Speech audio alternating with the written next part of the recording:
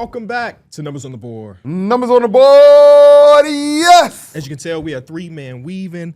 Some important stuff popped up for P, so he won't be here today, but I promise he'll be back for the very next episode. Today, we got to talk about Game 6 of the Finals and preview Game number 7. Rumor mills is back. The Lakers got sold at a $10 million evaluation, and we got some big-time news. That's wrong. That's pretty cheap. $10 million? Oh, that was how much I put in. My fault. 10 billion is what the evaluation was. My fault. And we've been kind of hinting at it for the last week or so. We are on our way to Bristol in a couple days to do an NBA draft show for y'all. So if you want to just sit back, relax, and watch the draft with us, it will be on NBA on ESPN's YouTube channel. It's going to be us four plus Brian Windhorst. So it should be a great show. Please tune up. That is 8 o'clock Eastern time. We're going to do the entirety of the first round. I know I've been locked into the draft over the last couple of weeks since this came on the table. I'm sure y'all have been locked into the draft. Like, who your favorite guy right now? Trey Johnson. Who your favorite guy right now? Carter Bryant. I thought you were say Cooper Flag. My favorite guy personally is Cooper Flag. I don't know what y'all talking about, but Well, Cooper Flag. obviously it's Cooper Flag. I heard he's going number 1. I heard he might go number 1. Who knows? Might. But how we feeling today? I'm feeling good. I woke up and I had that type of energy that you get when you had a full night's rest. I went to sleep early as hell yesterday, maybe like midnight, which is early for me. Right. I woke up in a rush. I almost missed my haircut. You had a haircut this morning? Yeah. You ever had a haircut before the pod? No. That boy He locked in. bold. Well, because I couldn't find anything that was right before we leave. Because also we work Monday. So like it was, scheduling wise, it was just really hard to get a haircut. A lot of barbers be Mine's off on Mondays. tomorrow. At least tomorrow too. Yeah. So both of my barbers don't work on Monday, so I just had to go to someone new. Was you feeling it? He recommended me to one of his homies that was in there, so he was cool. It was cool. Yeah. Well, you look nice. Thank you. It just hope it wasn't that barber that, you know, when you walk in, he just saying like, you got somebody? He always got the open chair? Right up front. If somebody always got that open chair, you don't go to them. Yeah, I think you know why he got an open chair. The only time you go to them is if you got a wedding in 2 hours and you need a haircut and you in a rush. That sounds crazy. I mean, yeah, I went to your barber because my barber was tripping, and I ain't really like the experience. So, hell no, I ain't going to the dude 2 So you hours just before my going- wedding. You just, not your wedding. It's A somebody wedding. else's wedding. But you need a haircut though. it's You're either not going go to be looking rough over the rough. or take a chance.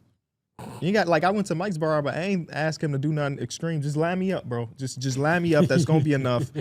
I don't need to be waiting for an hour and a half. Don't Were touch they me. talking crazy in there? Like basketball? No, but they did have the highlights of OKC versus Minnesota, like the entire series. Yeah, running. they always be having some basketball stuff going on. And that, I told you that's that same spot where they were saying LeBron overrated because he be blocking shots from the back.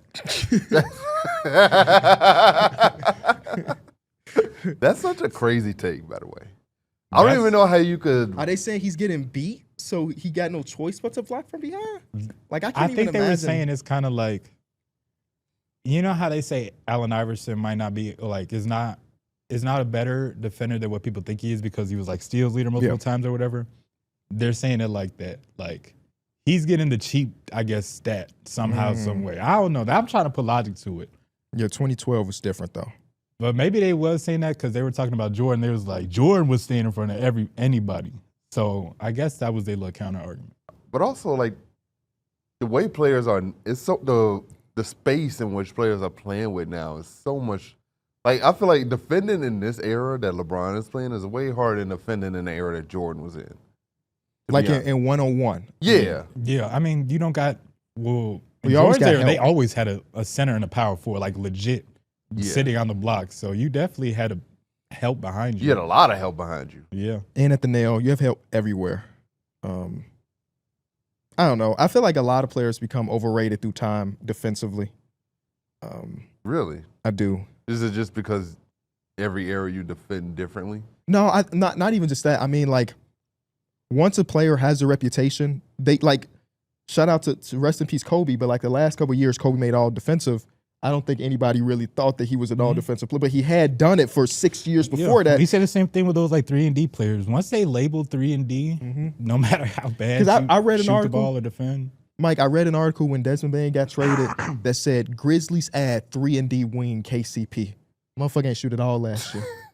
So we need to start making people live up to these things. We gonna start snatching nicknames. KCP lived up to it. He won championships with that. I'm saying that if you ain't do it last year, damn it, it's taken away.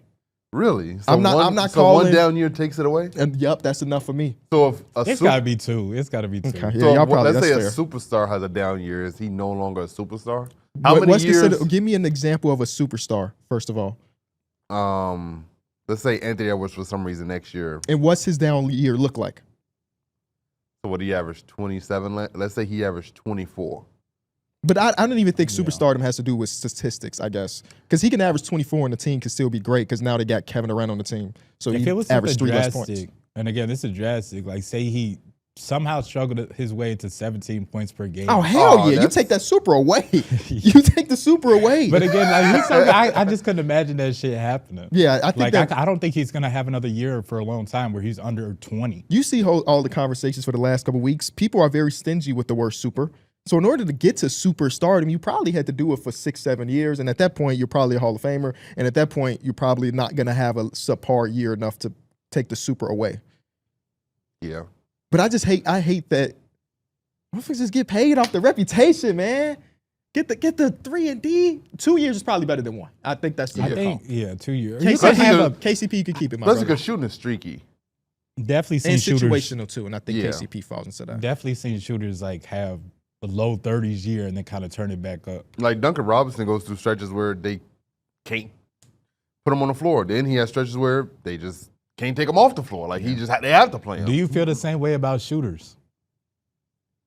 Once a shooter is always a shooter, in my opinion. Well, that's because a lot of times they really don't do anything else. You know what I'm saying? They could have, it don't matter if Klay Thompson or like a Sam Hauser is having a down shooting year, you're still face guarding. But even then, well, Klay Thompson, of course. I think Sam Hauser is a little different. Even then, in order to get the title shooter, you usually got to do it for a substantial amount of time. Mm-hmm. We always use this example, but it's the one that comes to mind. RJ Barrett shot 41% from 3 1 year. Motherfuckers was not guarding him once they got to the playoffs. He didn't get that reputation. Now, if he would have done it well in the playoffs and probably had another season of shooting 38 to 40%, then we probably say shooter. But like Hauser's or Duncan kind of just splashed onto the scene and made $50 million from a really good season. But like the JJs, I'm just naming all white guys. Mm-hmm. Malik Beasley, like those are guys that's done it. He had one bad year with y'all, but other than that, he's been known as a shooter for the majority of his career. Do we take it away? I don't think it's hard. It's a lot harder to take away that shooter, especially when you're coming in as a known shooter from like college. Because like at some point, Danny Green at some point wasn't a shooter. I feel like his shot started to decline, especially after he tore his ACL. So like, I guess essentially Danny Green wasn't like a lethal shooter, but he was still a shooter.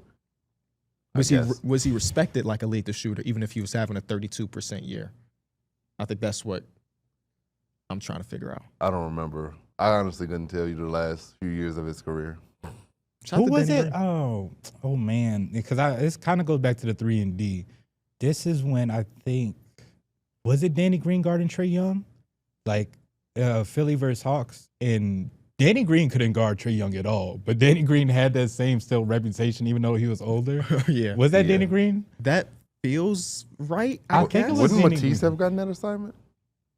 I don't know, but it was pointing to a pack. It's like when they be having PJ Tucker guard one of the fastest guards. Wait, it's no, like, Ben Simmons would have been guarding Trae Young. I specifically remember Danny Green guarding him because he was getting in foul trouble. I mean, we could be talking about a small portion of the game versus a larger portion of the game.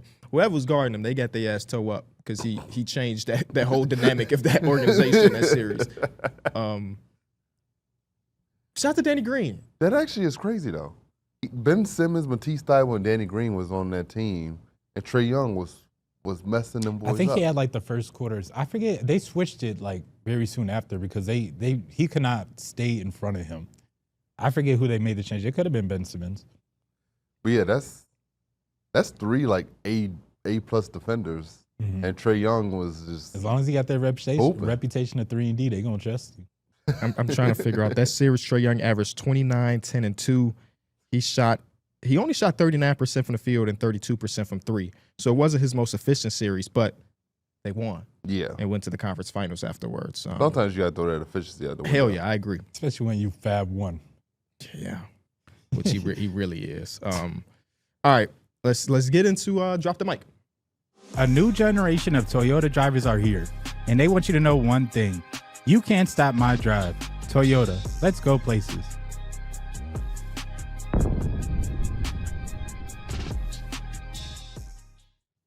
Today's Drop the Mic presented by Toyota. If you could be a fly on the wall for any moment in history, what would it be? In world history? NBA history. Oh, okay, word. I mean, you could pick history if you want, No, but it's NBA I'm just show. talking. I have no idea anything that happened in history. I was thinking some moments that came to mind while y'all kind of think. That Jimmy Butler, when he was with the third string, I wish I could kind of be a fly on the wall and just see how that whole shit went down.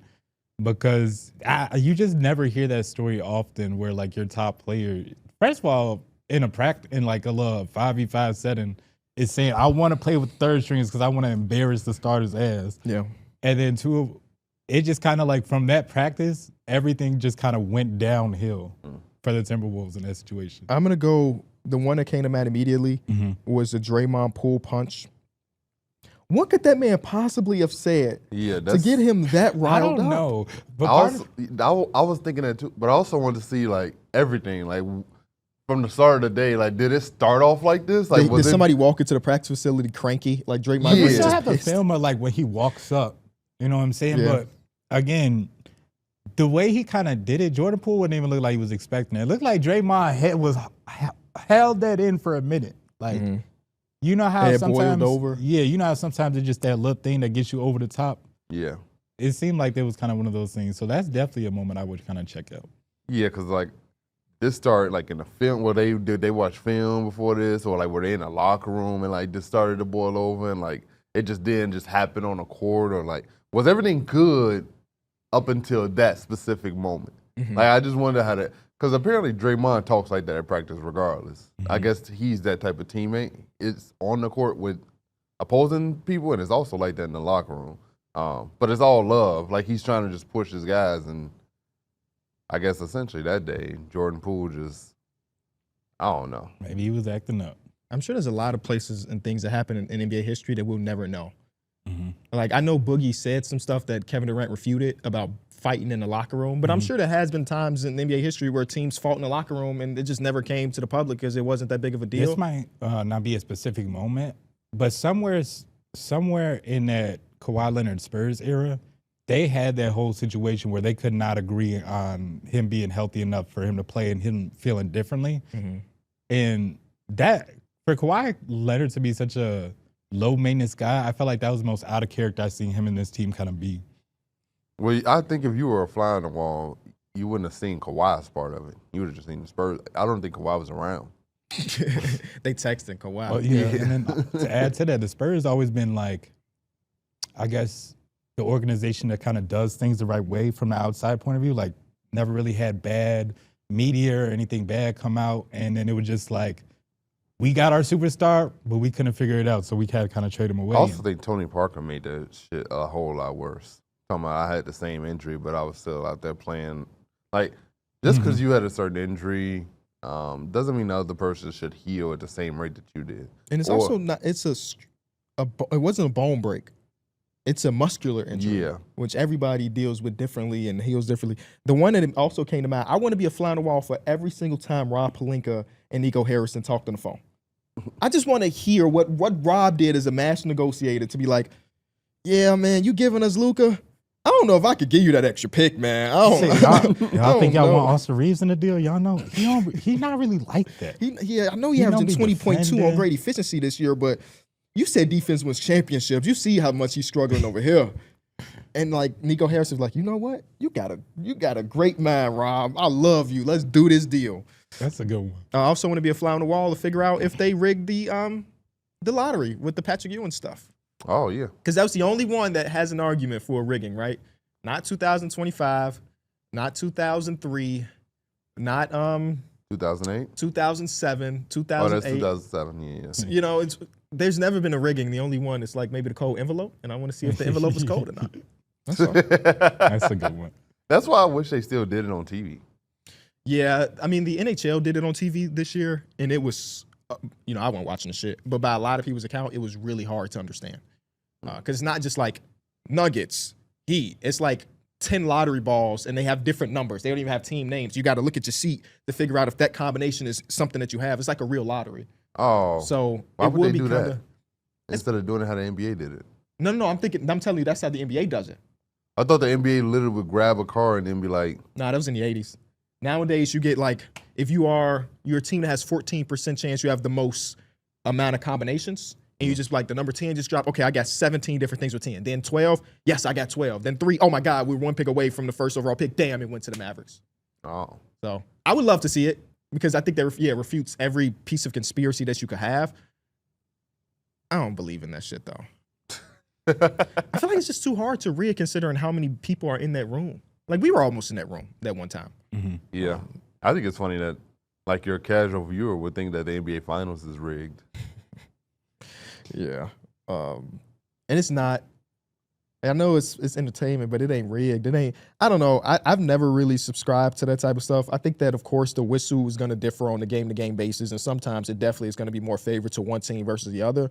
But I don't look at it as like Adam Silver, like Pacers need one more. Pacers need one more. And then also that, like, even if it's if it's not the ref situation, how could the players be in on the game being rigged? Yeah, you hit 3 threes. I don't care how much you try to rig a game, man. It's gonna be tough to win. It's gonna be real tough to win. Especially players that try to fight for a contract or know they need to get their value up. Ain't nobody rigging the damn game. And it's also like so many players have been blackballed from the league.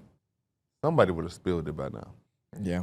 Somebody would have just been like, man, F them. I don't even get. They be rigging the games. Like that, it would have already somebody would have just had the balls to just come out and do it by now. Just because they got blackballed and they felt like they needed to be in there. If some random former NBA players said like the games are rigged, I don't think people gonna take it serious. It's not enough. Cause I used to have this conversation with my dad about like they're idiots in every profession. Yeah. Like there are people that are doctors that like you probably still shouldn't trust just because they have a degree. And I used to ask him like, what percentage of people that do your job, and this time he was a truck driver, do you feel like are bad at their job? And he was like, shit, maybe 10, 15%. And I'm that's probably the case across every different thing. Mm-hmm. You know, so if you say that there's a player that came out and said it was rigged, it's like, yeah, but that's the only account. Can we get like 17 more people that was in this league that's had 5,000 people to say that it was rigged? You can't really get there. So I need somebody that is accomplished a lot to come out and say it was rigged. LeBron, after he done, like, yeah. Yeah. Imagine if he alluded to the lottery. The lottery, but he ain't say nothing about one. He definitely didn't say nothing about on the court though. So because it tarnished your legacy. If LeBron was like, "Yep, when they suspended Draymond Green, they did that because I asked them to," and then we got another championship. Yeah. And it's also just like I think you have to play basketball to understand that it's also not rigged. Like it's hard to make shots. I was gonna say the ball's not on a magnet, no. Yeah, like, and also the magnet would have to be in the ball for both teams. Like they use the same ball. No, they got a remote control, Darrick. They turn it on and off depending on who's holding it. When Ben Shepherd hit that 3 to go into the fourth quarter, they turned it on. They turned that shit on. All right, let's get into Game 6 of the NBA Finals, a game that OKC had all the momentum coming in, winning the last 2 games. A game that Tyrese Halliburton is questionable with a calf strain that they said if this was any other time of the season, he would be missing time. And the Pacers, with that amazing crowd, come out there and win a game that somebody on the panel said the opposing team just had to show up in order to win. Well, that team showed up, and they got their ass buzzed. Talk to me, y'all. How we feeling? We're going to a Game 7. Damn, y'all just want to look at me? You said it. You're the one that you said it publicly. I don't have that footage, but it's definitely on TV somewhere. It might be rerunning right now. I will say they kind of did similarly to what I said they would have to do to win. They came out and they won the 3-point battle, won the turnover battle. They did a good job of they controlled this game from the jump, and I want to give Hallie a lot of praise. He came out there and he gave them something. And I also think everyone else just kind of stepped up. They realized that this was going to have to be a team effort, that their number one guy wasn't really there, so Pascal stepped up. I saw TJ McConnell doing a lot of stuff with the ball in his hands. Andrew Nembhard was aggressive. Everyone seemed like they understood what the job was, and that's to force the Game 7. Mm-hmm. Yeah, I mean, my 3 points of emphasis on that Game 6 was, for one, the Pacers' defense. They just continue to impress, I think, defending and hounding the ball. And I think that approach, too, to lighten up the pressure in which you're trying to guard them to maybe I guess, half court instead of 94 feet. That seemed like it was pretty smart because Andrew Nembhard, offensively, he was there. And it might have been in the last few games, he was been a little gassed. Secondly, I want to say that just OKC's shooting, like, that's still been a problem. They've been able to overcome it, but again, this is a problem they're probably going to have to, like, going forward, they're going to have to address. Mm-hmm. And then third of all, again, you brought it up, Tyrese Halliburton being questionable for this game and then coming out and playing like he did. I thought that, like, that's when the stars aligned for the Pacers. It's like your back is against the wall, your star player might be out, and you find a way to not only win this game, but bust their ass. Mm-hmm. I thought that was super important. I thought he had some very timely threes. I thought all his team's threes were timely. He also had some really big steals. One of them led to a big dunk in transition from Pascal Siakam. If they win this series, man, whew. That got the whole crowd about they see That just did nothing but just add a bunch of energy to the crowd. And then Obi Toppin came in early. Cash. And I just felt like OKC just couldn't match the three-point barrage. That was really it. And I thought that was going to be the key for them to win this game. OKC wants to take a lot of twos. How can we counter that? Let's turn them over. Let's get out in transition. Let's make a lot of threes. And that sounds simple, but, yeah, that's kind of how you have to beat this team. Yeah, I know that obviously ball go in, you score. Ball don't go in, you don't score is like the basis of this sport. But I feel like Rick Carlisle has pulled the right strings at the right time. Yes. This is from Caitlin Cooper, who's one of the best writers in all of sports. She said, JDub was guarded by Siakam for a total of 12 half-court possessions, game 1 through 5. 12 total. And in game 6, Pascal Siakam guarded JDub 13 times. A body that he basically didn't see this entire series and kind of shut some things down. She also mentioned something that you talked about the pressure. The average pickup distance for the Pacers on defense game 1 through 5 was about 57 feet. And the average in this game was 41 and some change. So they took some of that pressure off the ball. And one thing that in the last couple games that made Shea play so well was they were playing pick and roll so high up. They were playing it at the hash. They were playing it sometimes even higher than the hash because the pressure was that high. Now you don't get that head of steam getting downhill because we are kind of chilling. Obviously, again, ball go in, ball don't go in can be the story of a lot of things. But Rick Carlisle, I just feel like, has done such an amazing job. This team knows who they are. And then, like, OKC has really been hurt by the fact that Chet Holmgren didn't play for so much of the season that they're still trying to figure out what lineups will work. And we're one game away from the season being over completely. Sometimes it's double big. Sometimes it's Casey Wallace. Sometimes we're going to halftime and now Alex Caruso is starting instead of this guy. And it's like we know who the Pacers are going to run in most cases, other than like once in a while they throw curveballs. Like no Benedict Mathurin minutes. Damn it, it's going to be Ben Shepherd. But Rick Carlisle just has been ridiculously great. And it's like, when we talk about the greatest coaches of our individual eras, because shout out to the guys that did it way before we were NBA fans, you talk about Pop, Spoelstra, even Steve Kerr. Rick Carlisle is finding his way in the conversation. Yeah, he definitely is, especially if he could pull this off too, which is crazy. But I thought that this was also a scary game for OKC, and you kind of mentioned some of the things about them still figuring things out. But OKC kind of looked like they did a few games ago where they were playing really stagnant. It was super ISO ball, and they looked like the lesser team compared to the Pacers. And still all hands are pointing to OKC to win in Game 7. It still feels scary knowing it's an anything that could happen game. And there's been stretches where the Pacers have legit looked like the better team than you. Yeah. I also think this is crazy that OKC, even though they have the All-NBA level guard and Shea, well, Tyrese made All-NBA this season. No. I'm getting to that. Okay. You're not even going to let me finish. My fault. You know, they don't have anyone that can really create shots outside of him and Dub. Yes, and like that's kind of like the opposite of the Pacers, where everyone is creating shots and everybody's thriving with the ball in their hands. And I think that's something that it's hard to game plan for. TJ McConnell was just getting to the paint. Constant paint touches and rim pressure by TJ McConnell, the smallest man on the court, is just constantly attacking you. And that's just, and he played like this could potentially be the last game. Yeah. And he left it all out there on the court, man. Mm-hmm. And he's done this multiple times throughout this series where he just comes in and he just gets that crowd electric. That crowd loves him. And you could just feel the energy when TJ McConnell's playing good. Every time he shoots, they're like, and then they just hoping that it goes in. Yeah, his punch has been ridiculous this series. I mean, whole playoffs, I guess. Yeah. And OKC can't really match that. Like, they're off the bench type of dudes to the exact opposite. Like Caruso could come in and get you 4 steals, and that's how he impacts the game. TJ McConnell's kind of doing both of those things, where he could get the inbound steals and also Nash dribble away to a 4-point or 4-foot jump shot. And it's just, the crowd loves TJ. I said in my video that if they win Game 7, they're going to have to retire that man's jersey. They're going to give him his own personal holiday. I was talking about retiring his jersey earlier, and people were saying I was a fool.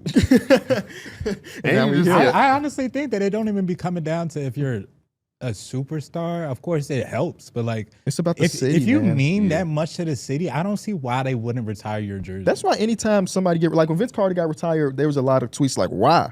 I'm like, do Brooklyn Nets fans and New Jersey Nets fans love him? Then that's why. It's not for the other 29 teams to pick apart. Sometimes players get retired strictly based on how much they're loved in the city. Tony Allen never was DPOY. He never made an all-star game. The motherfucker may not have ever averaged over 11 points, but he has his jersey retired because he was Memphis. And TJ McConnell right now is Indianapolis. And when they said they was retiring that jersey, it made sense. Hell yeah, dude. Yeah. I never looked at it like, man, why are they doing that? He literally was grit and grind. Now that they retired his jersey, baby. Now that they retiring this guy's jersey, that mean they got to retire his jersey. Like, I don't feel like it worked like that. What do y'all think Tony Allen's career high in points per game was? I'm going to say 12. 13. 11 and a half, which is in Boston before he even got to Memphis.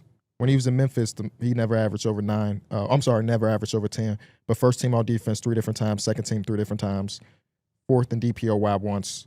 Shout out to him. Damn. TA, man. I would say Oklahoma City's role players seem like they see a deer in headlights on the road.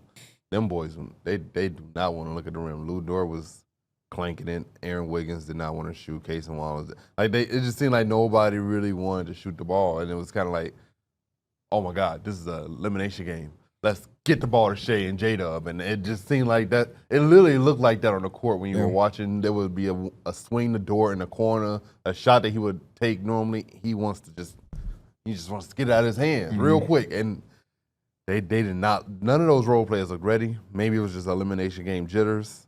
But unfortunately, in elimination games, it's hard to say you don't really want that game back. You don't want to go to a Game 7. Well, now it's just even playing field. Now Indiana, they got all the confidence in the world. Yes, they do. They just beat you by 30. They feel like they could walk into your building and do whatever the hell they want right now. Yeah, it's definitely one of the few times with this team that I'm like, okay, yeah, they average age is 23. Like, they felt really young in that game versus a team that, for what it's worth, hadn't been there either, right? Pascal Siakam's the only guy that's been in the finals for that team. But it felt like they were more prepared and more ready for the moment. And sometimes it's what it boils down to. They do have home court advantage in this Game 7 tomorrow, so who knows if that's going to flip, because I think in the postseason so far, OKC Thunder have been like a 500 team on the road, but have been fucking amazing at home. But it is just a singular game. So everything is thrown out of the window. Every single statistic that has happened until this point doesn't even matter. It's about one game, make shots, miss shots, play good Indy defense. Indy won in that building without Halliburton having a great game. And they just beat you by 30 without him. He had a good game, but he didn't have a monstrous game either. Yeah. So I'm super excited, man. If you could be a fly on the wall for one of the locker rooms, which one you doing? Like for the pregame stuff? Siakam. I mean, if you could be in the Pacers locker room or the OKC locker room, you trying to do that stuff Pascal was doing? Yeah. I don't know. I don't know if either of those fly on the wall situations is good. I mean, they'll both be good, but nothing that's like gonna stand out. I don't think. I think it's gonna be very standard. But who knows? That boy Hallie loved him some. I didn't know he loved Culver's that much. Oh yeah, he takes Culver's on every flight. I didn't know that either. I know some guys take Chipotle. I've heard that. I never heard Culver's before. Chipotle ain't that damn good. Better than Culver's. No, it's not. I think it might be better for you. Yes, I'm saying. Well, even that maybe. It's more balanced at least. Yeah, you get your beans, you get your broccoli. You get your vegetables and protein. Culver's, you get a burger or some chicken tenders, and then a big ass ice cream. Yeah, that's it. At least you get something more balanced at Chipotle. But yeah, he definitely loves a good old, what do they call it? The Butterburger. Not even the dessert drink. Oh, the concrete mixer. Yeah, yeah. Anything else about Game 6? I thought I was just blown away by the performance that Indiana put on, man. That was just something just visually I was not expecting that type of avalanche for them to come out and just punch and punch and punch. And It just looked like a team that was hungry and resilient.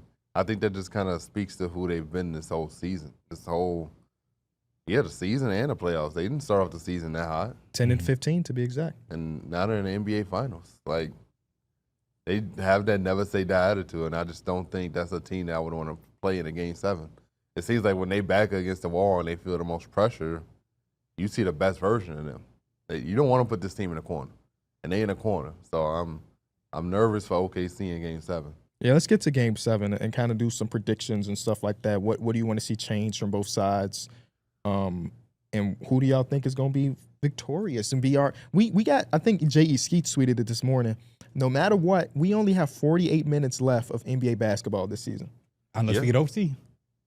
Then we get a few more minutes. Oh, yeah, I guess that's true. But one thing I want to see from OKC is definitely just a little bit more, I guess, even dribble handoffs, really. Like, when their offense just becomes straight isolation, Shea and JDub, I feel like it just hurts them because any miss is just a transition bucket for the Pacers. I liked it before with how they did in Game 5, where they were doing a lot of dribble handoffs. They were doing more movements, and I thought that's how you could get Alex Caruso somehow getting a layup off some type of movement, or Lou Dort creating a shot. Like, I thought the offense looked a lot better, and then you're able to set your defense up. Yeah, they turned the ball over a lot in this game, 21 different times, which is like they had 8 of them, and they were bad ones. And some of them were not as bad, but like some of them were really bad. And you just can't. The turnover thing has been such a big thing this whole series long because OKC knows what they could do with the turnovers, and obviously the Pacers do too. I read this morning. Let me see if I could quickly find this.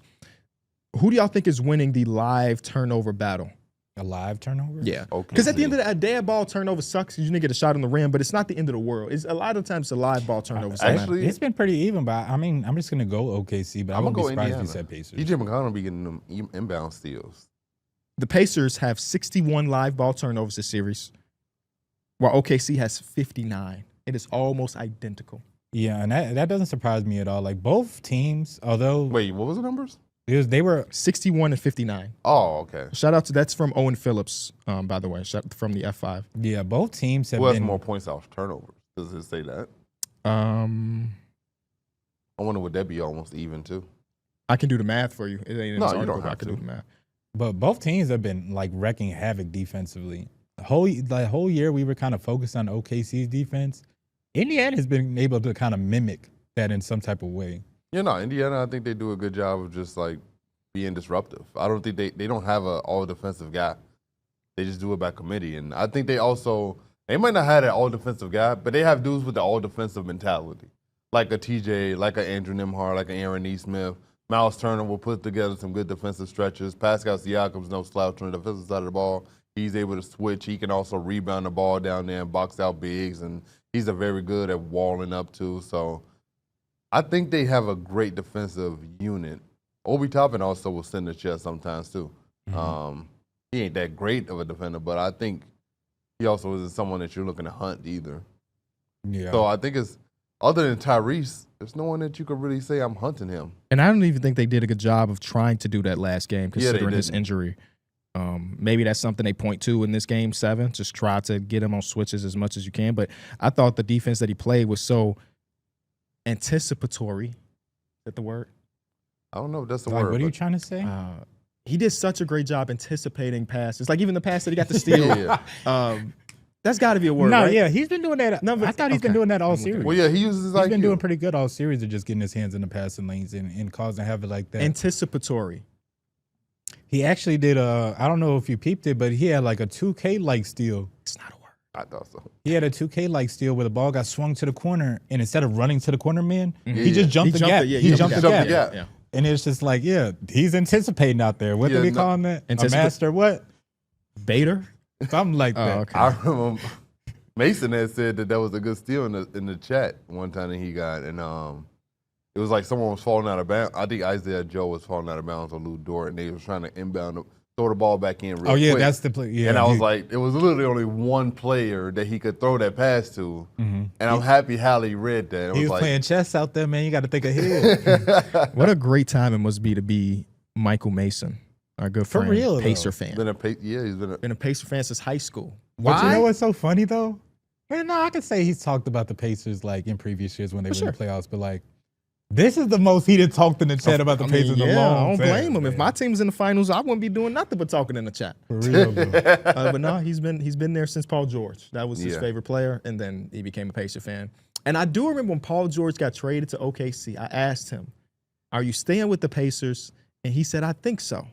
So it ain't like he left when Paul George left. So I'm gonna tip my cap to Mason, even though he was still rooting for Paul George in OKC. Hell, I think his banner was Paul George, Russ, and Carmelo on the bench. But he was still repping his Pacers. But he just really loved Paul George. I don't know if he still loved Paul George in 2025. I think he's got to. He's got to. Once a Paul George fan, always a Paul George fan. I think P kind of represent that. Especially if you were an Indiana Pacers fan, you saw like the peak version of Paul George then. I still don't agree with that. I just think if we talk about individual player, I think that OKC. But moments, 100% Indiana. Conference finals there. Yeah, he was going toe to toe against Bron. I actually watched some footage of his first series, like his first playoff series of his career. He was a rookie in 2011. No, this is the year that Danny Granger got hurt. No, Danny Granger played. I think this might be 2000. Well, no, Danny Granger was playing, but he eventually got hurt. Oh, maybe he did, and that's when Paul George turned. Either way, it's his rookie year. I'm pretty sure rookie season. I'll look at that. They're playing against the Bulls. It's 2011 postseason. They're playing against the Bulls. And I'm watching only game one, so I couldn't tell you what the hell he did for the rest of the series. But I'm watching game one, and he looks so shitty that I'm like, it's kind of amazing that he turned around to be an all-star in just 2 years because he didn't look much like an NBA player in that game. Yeah. He shot it. Well, that's because when Paul George first came in, again, I wasn't too big into the draft or whatever. Like, I just remember him as a rookie. He wasn't nowhere near offensive like that you would have thought he would have been. They had him as a defensive stopper. He was more of a defender guy. And then again, Danny Green went down, and that's when I guess he was kind of thrusted into that role. But again, I remember watching stuff about the offseason, and I remember, who was it? Was it Frank Vogel? Who was our coach back then? It was Frank Vogel. I think it was Frank Vogel. Frank Vogel ended up taking over because Jim O'Brien got fired. I remember Frank Vogel was preaching about Paul George in the offseason, like saying that he was ready to take that leap. He believed in him and everything like that. And I was like, okay, let's see what he got. And then all of a sudden, he was doing some crazy stuff. So yeah, his first year, again, we're talking about a rookie here, by the way, and not even like a top 5 pick rookie. In that series versus the Bulls, he played 27 minutes per game. He averaged 6.5 on 30% shooting. And in the game I was watching, he had 2 quick fouls. Because guess what? That motherfucker Derrick Rose, he was unstoppable. But then next season, they made the postseason. He got up to 9. And then the year 3 is when they make it to the conference finals where he's like battling with LeBron. And then the year after that as well, he makes it to the conference finals. And that conference finals, he averaged 24, 5, and 4. Such a crazy turnaround, just a span of just 3 and or 4 it really years. does make you think about like some young players now. There's like, who could that be? But it's also so crazy now because like young players coming into the league now just averaging 25 sometimes.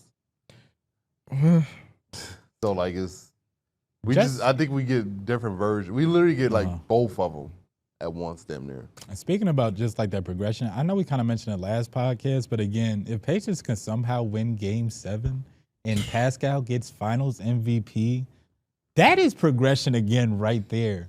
Like, I don't think if you told me a couple years ago he was going to win the Finals MVP, it would sound like, again, it sound like the Andrew Wiggins, he all-star starter. It just sound like some shit that would just never happen. Yeah. It would be like the Iguodala Finals MVP. I don't even think so. I think it's because the Iguodala one, even in real time, I felt like it was inexcusable. If Pascal won it, I don't think that's inexcusable. I think I'm saying, but if we go and tell Mike like the best player. Oh, I see what you mean. Like if we would have told Mike, like if we went in the future and we saw Pascal won and we came back 4 years later and was like, hey, Mike, in 4 years, Siakam gonna win Finals MVP, he'll be like, what? Yeah. 4 years ago makes it 2021, so he's still, of course, he's still in Toronto.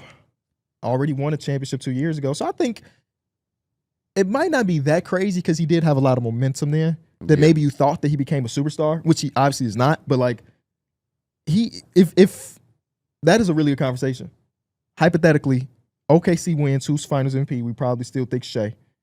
On the other side of things, if the Pacers win, I think Pascal has to be the favorite, right? Yeah. I think it might boil down to who has the best game 7. Like if Reese happens to have a 25-10 game, which is something he ain't done at all this series, I think you're like, yeah, that might be Finals MVP. Or if Pascal just has 25 and 8, that might be enough to be Finals MVP. Statistically, Pascal has been the more consistent player. Yes. Yeah. So I think that's in his favor right there. But if Tyrese does have that game, does the it's going to be more of a does conversation. the storyline help Tyrese that he's on a hobbled leg? Maybe. Like if he has a really good game on a bad calf, possibly. I mean, only 11 people get a vote. So who the hell knows what they thinking? Because I think that they got it wrong in the conference finals, personally. So who the hell knows? Who the hell knows? I'm really excited for Game 7, though. We ain't had a Game 7 in 9 years. What y'all throwing on the grill for Game 7? Throwing some Polishes on the grill, throwing some smash burgers on the grill, and I'm going to throw some chicken on the grill. Okay. Might throw a little shrimp, too. You got sides? Yeah. Probably make some corn. Are you the grill man and your girl make the sides? Basically. Or she'll bring everything, she'll prep things down and I'll put it on the grill and cook. That's usually how I do with mama. Mm-hmm. If my mom prep all the meats, I'll go out there, I'll do all the hard work of grilling. You gonna be watching on that little ass TV? Nah.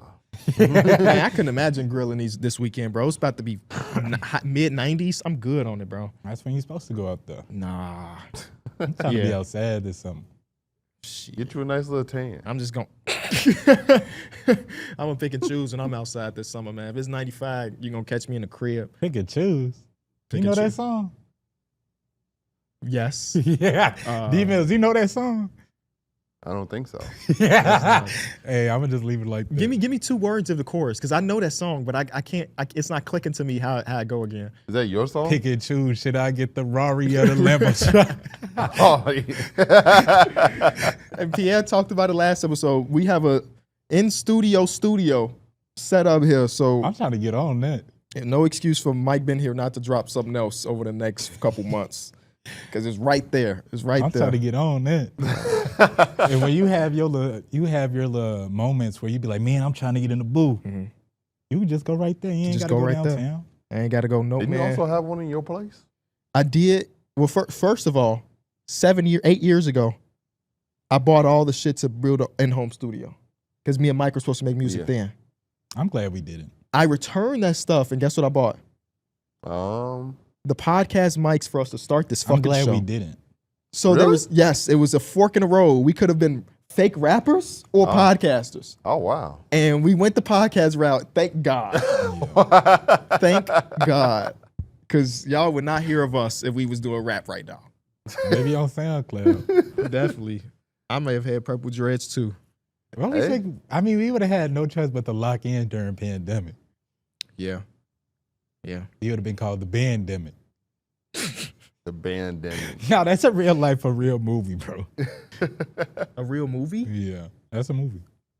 All right, before we move on to rumor mills, let's try to see if we can grade the last 10 NBA Finals, because I think this is an amazing year for the NBA Finals. I mean, I don't think many people... Did y'all include this year? Yeah. Okay. I don't know if many people thought that this was going to be as good of a series as it has been. No way. I mean, OKC was an overwhelming favorite for good reason. At least that's what we thought.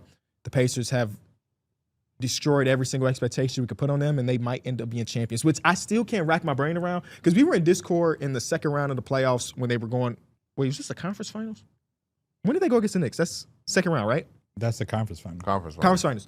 And I'm in Discord, and I'm like, I'm talking to Pierre, and I'm like, I cannot imagine the Pacers winning a championship. Yeah.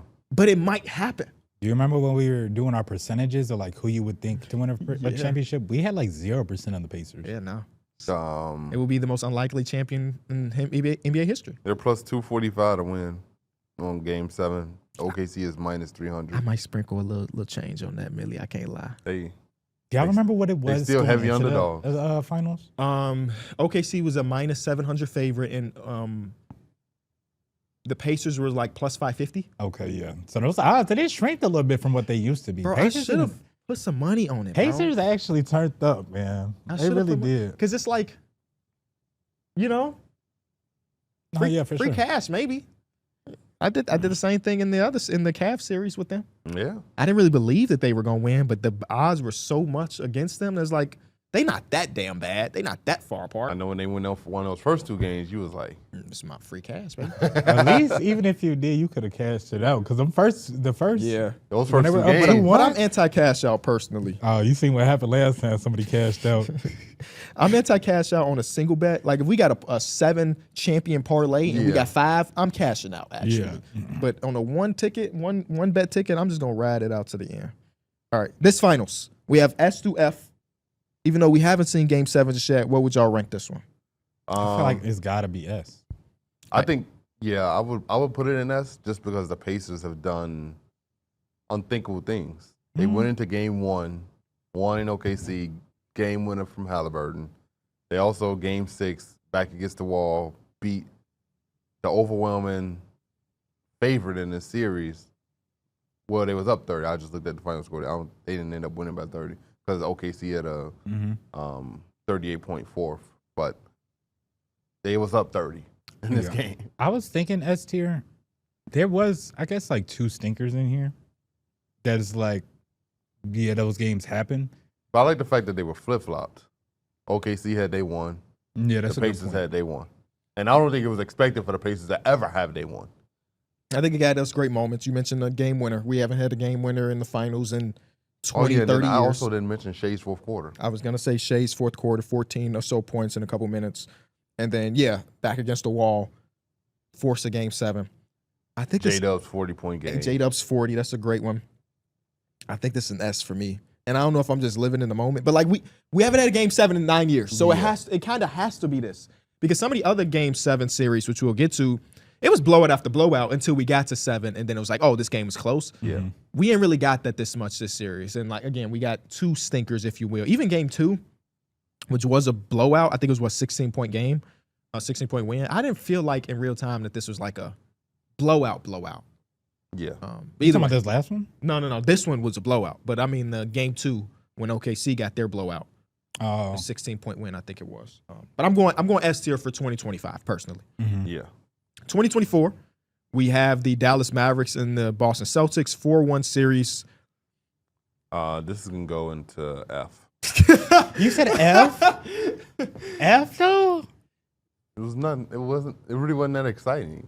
As a viewer, you can't tell me that series was like. D-Mills, you took the Mavericks going into that, so you thought it had to be a little exciting. Yeah, but after watching the final product, we gotta admit that finals wasn't on shit. It really wasn't on shit. Was it an F though? I gave put it a D. You gave it a D? Yeah, what you gonna give it? A B? I gave it a C plus. Ew. What? Give me. Let's hear the argument for it. Oh. Silence. I just can't believe it. I don't think it was great, but I just can't believe it was an F though. Like, and maybe I'm thinking more a little bit of the storylines get into it. The actual product, it was what the Celtics won 4-1. Mm-hmm.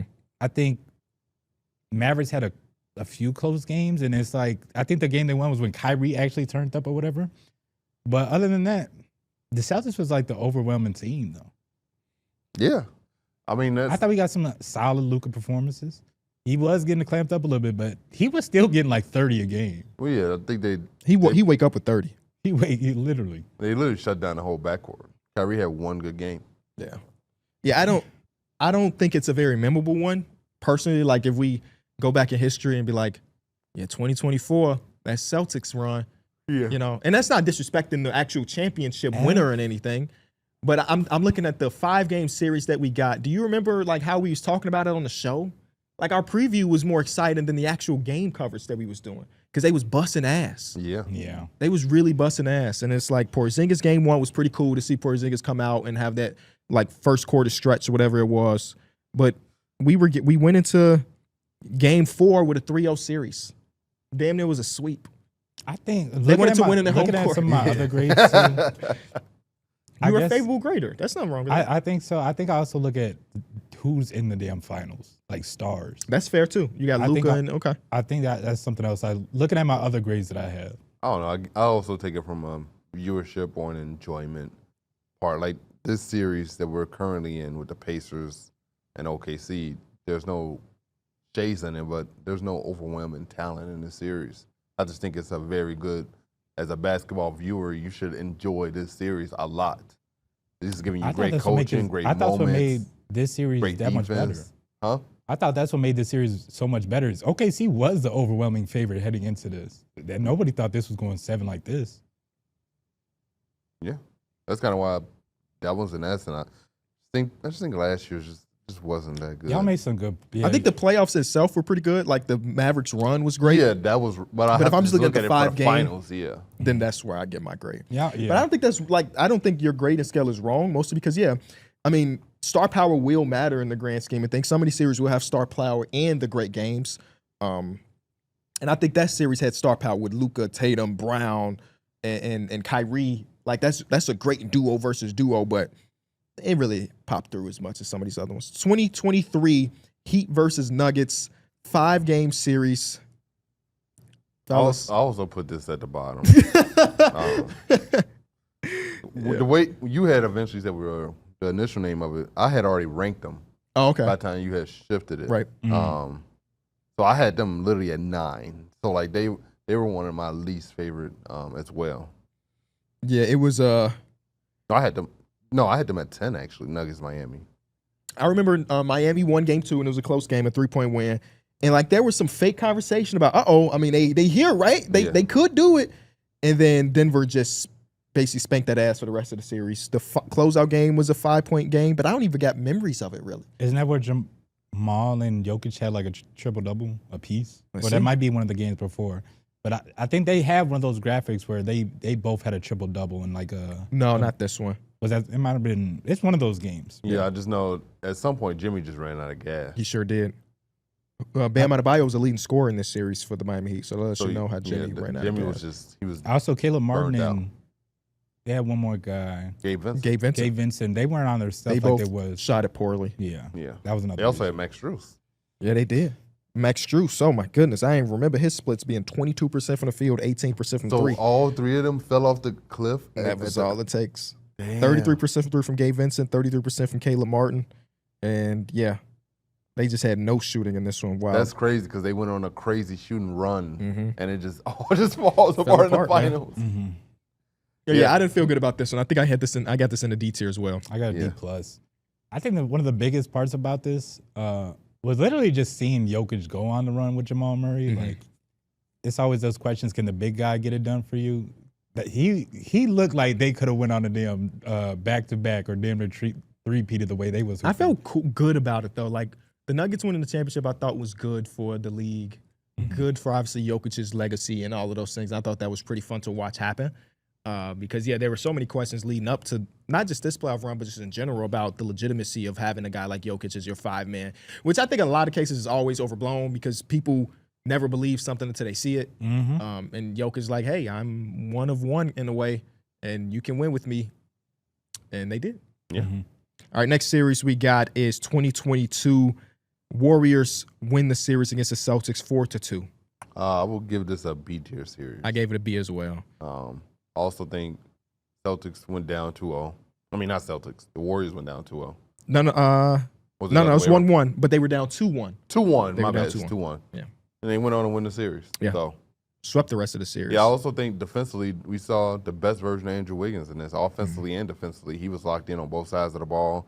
He was looking like their second best player throughout the series. So, shout out to Andrew Wiggins. We saw like literally his all-star vote come into fruition, and he played like an all-star on the biggest stage possible. It just wasn't the K-pop stance that was voting for you, Wiggs. Like, people believed in you, bro. That game for Steph Curry, 43 points, that was one of my favorite playoff games of Curry's career, man. Yeah. It was ridiculous. I would say Game 7 versus the Kings. Oh, yeah, it's up there, too. Yeah. But to be in the finals. For it to be in the finals, yeah. And your team is down 2-1 at this point. Yeah. You don't want to go down 3-1.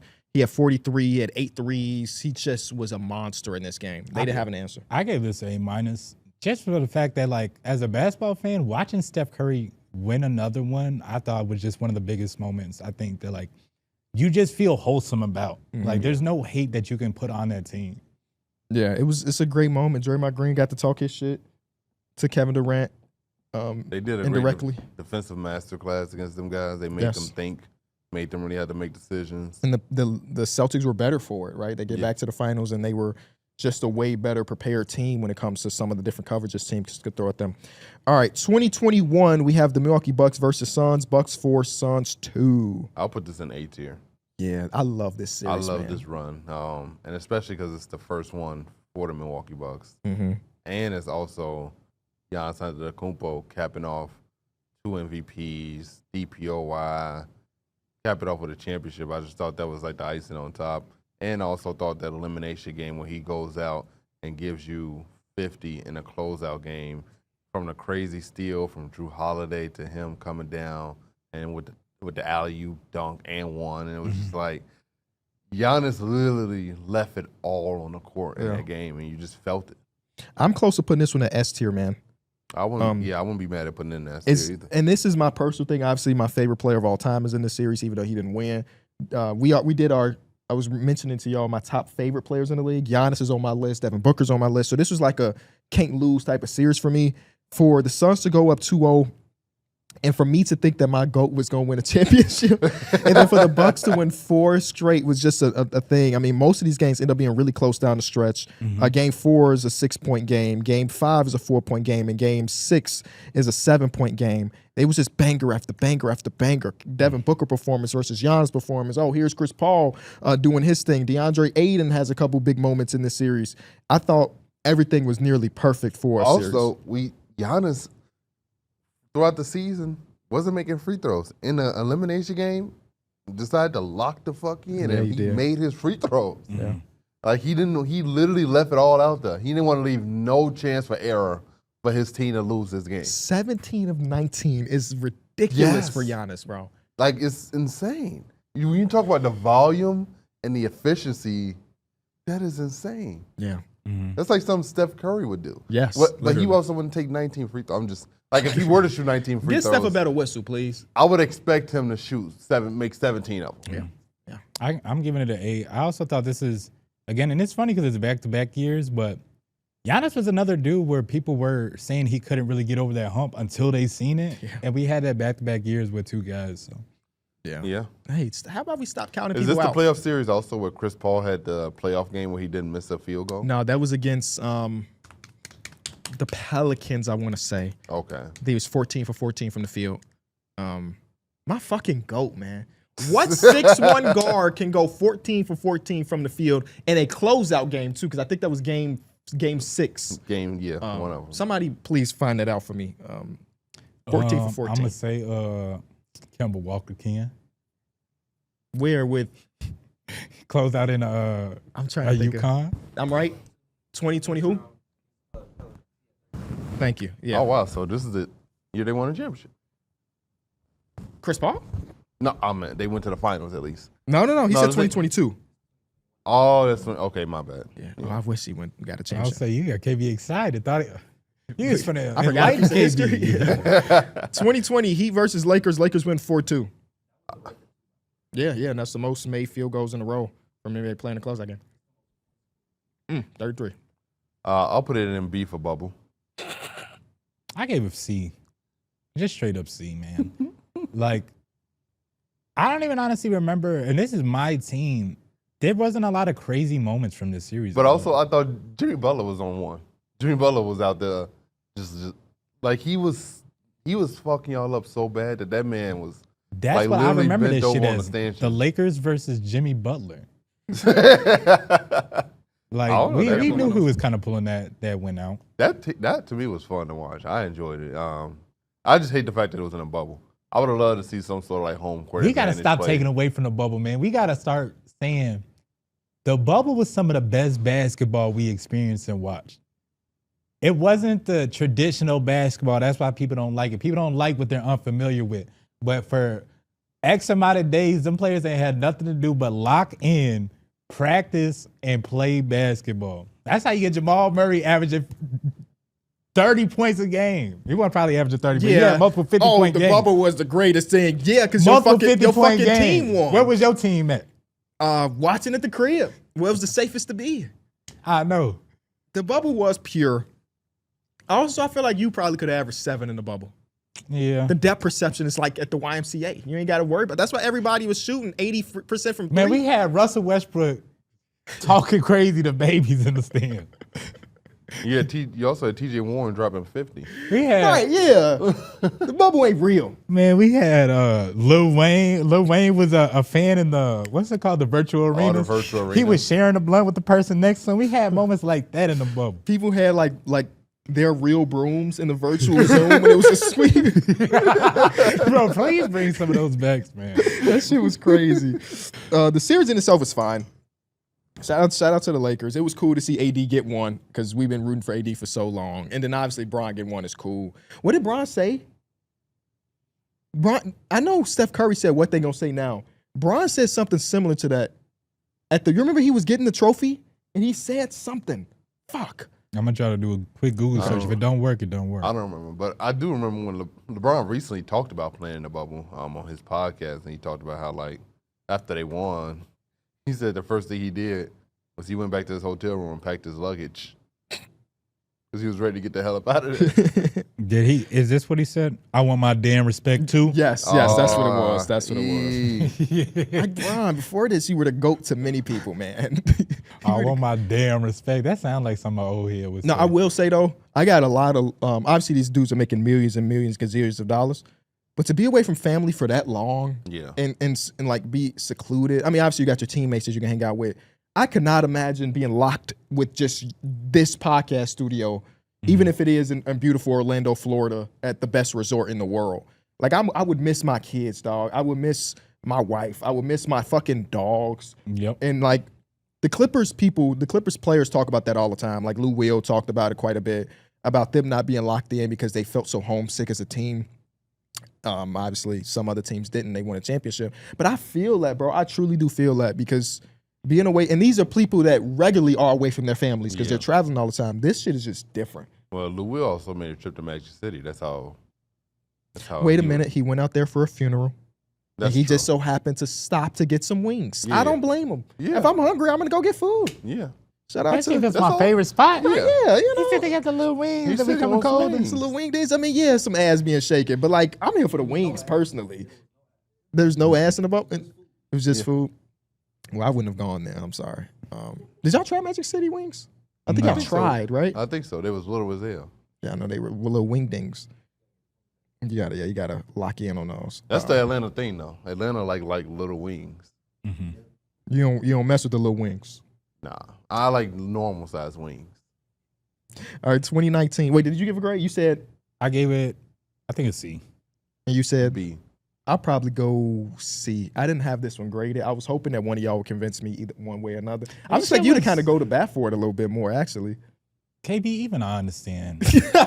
Hell no. Hey, you can't take that ring away, but it's been some better finals. You know what? In the Lakers' defense, people always talk shit about shortened seasons. Like when the Spurs won their first one, I just rewatched because there's so many days in between games. I've been missing basketball. I just rewatched their championship win over the Nets after their first one, and the commentator was talking about the lack of legitimacy of their first championship together because it was a lockout season, so they played 50-something games. And it's like, yeah, y'all won a championship, but like, did you really? And then they won another one. It's like, okay, basically the Steph Curry Why shit. would a lockout season take away the significance? You of- just have a better health. I don't know, honestly. I feel like everybody has that excuse, right? Yeah, I'm I literally mean- playing on an even playing field. But you say same thing about the Lakers, though. No, Everybody had an opportunity to win in the bubble. Yeah, but that lockout season, they What weren't year just is that? locked In into a 99? resort though. Yeah. Like that's the difference.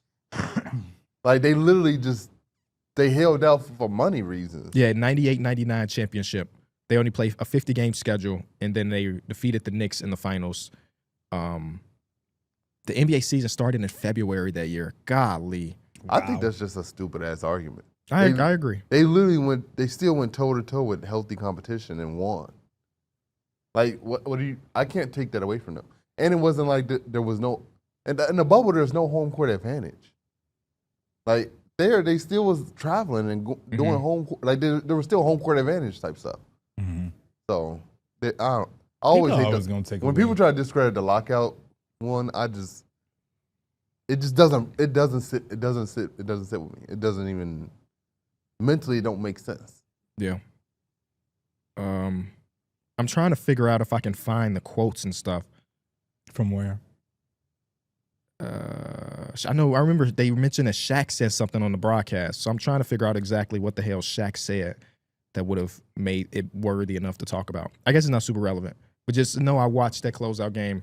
And one thing I noticed about that, they were down, the Nets were down by 9 points with about a minute and a half to go in the closeout game, and they yanked the starters. Wow. And I'm just thinking to myself, that's not even a lot in 2025, but in 1999, motherfuckers was not shooting 3 straight threes to tie the game.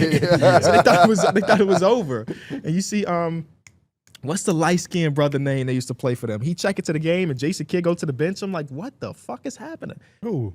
It's a big fella, light-skinned guy that used to play for the Nets back then. I can't remember his name off the top of my head. But they took the starters out, and I'm like, that's nuts. And on the bench, like Avery Johnson is hugging up because he's old as hell at that point. Man, if that shit the playoffs, it's gotta be minute 30 left, 20-point game for me to yank the or starter. 30-point game with 12 minutes to go, which is what Mark Okay, Gasol see? did. It's like AJ Mitchell, come get in the game, bro. We ain't winning this one. 2019 Warriors versus Raptors. Obviously, Warriors win 4-2. I'll put this in S. Really? Yeah. I put this in like, let me double check. I put it in B. Let me double check. It's the Kawhi run, though. No, it's not the run. It's the finals. Yeah, I know, but like I put this in C+. he still won, though. No, for sure. I respect it, but I'm looking at the finals for what it was. And to have KD go down and then Clay go down, it sucked the energy out of the series a little bit for me. Obviously, you still respect the run of the Kawhi and the Raptors. It's a legitimate finals and everything. But it wasn't, even though I like the outcome, because I really like that Raptors team, the basketball in itself felt like it wasn't as good because two of the best players in the whole series went we down. know if the Warriors just had Klay Thompson, that shit would have been a whole different series. Well, but the fact that Kevin Durant came out there, whatever his injury, I forgot what his injury was, it Achilles? Yeah. Whatever it was, he played for like 5 minutes. Played like 12 minutes.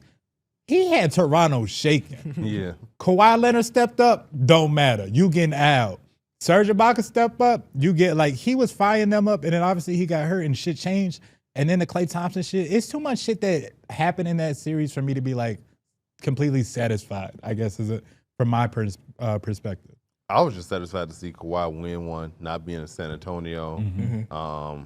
Especially after the stuff that he went through in San Antonio, for him to bounce back and essentially get the greatest get back you can get in NBA history, to get a championship from the team that you essentially requested a trade from.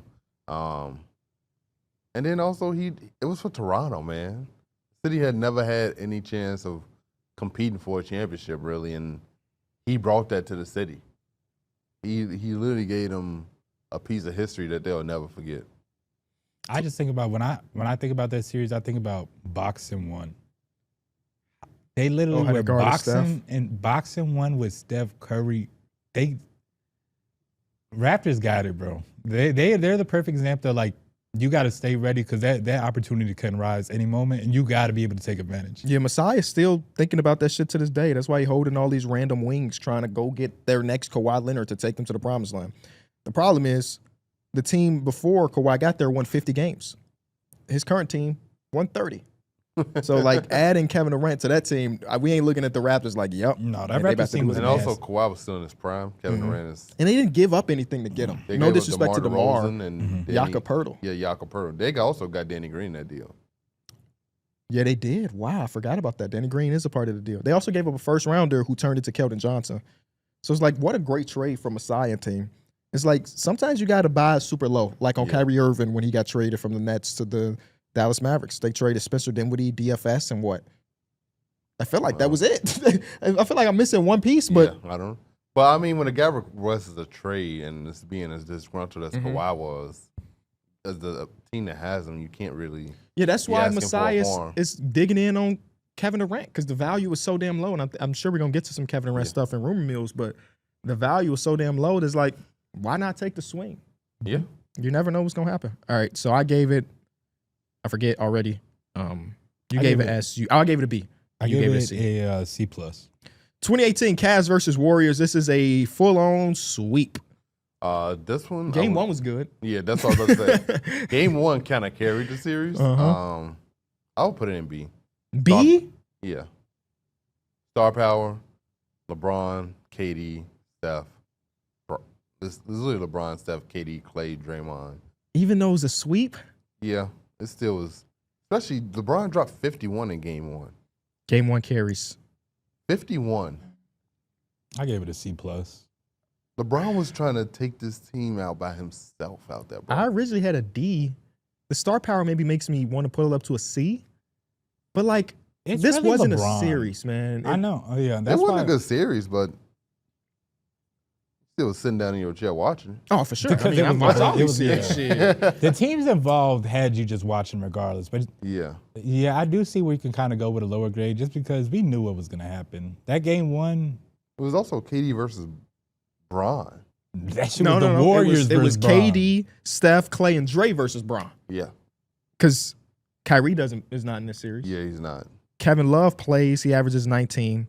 And then the next guy's J.R. Smith averaging 9. George Hill missed those fucking free throws. We'll never forgive you for that. I'm kidding. Rodney Hood averaged 7. This team stunk. It was bad. It was bad. It And was really just think LeBron. LeBron took that to the finals. Boom, boom, boom, boom. Hey, right now, it is 11:30 Central Time as we film, which means that LeBron James is about to go onto Twitch with Kyson Matt. We're going to put it up on the monitor and watch what He LeBron gonna get some does. good quotes. He gonna get some good quotes. I think Cass is going to be there, too. Like, Cass Yeah. flew all the way from California to be there. That's fine. Kai almost had a crazy week.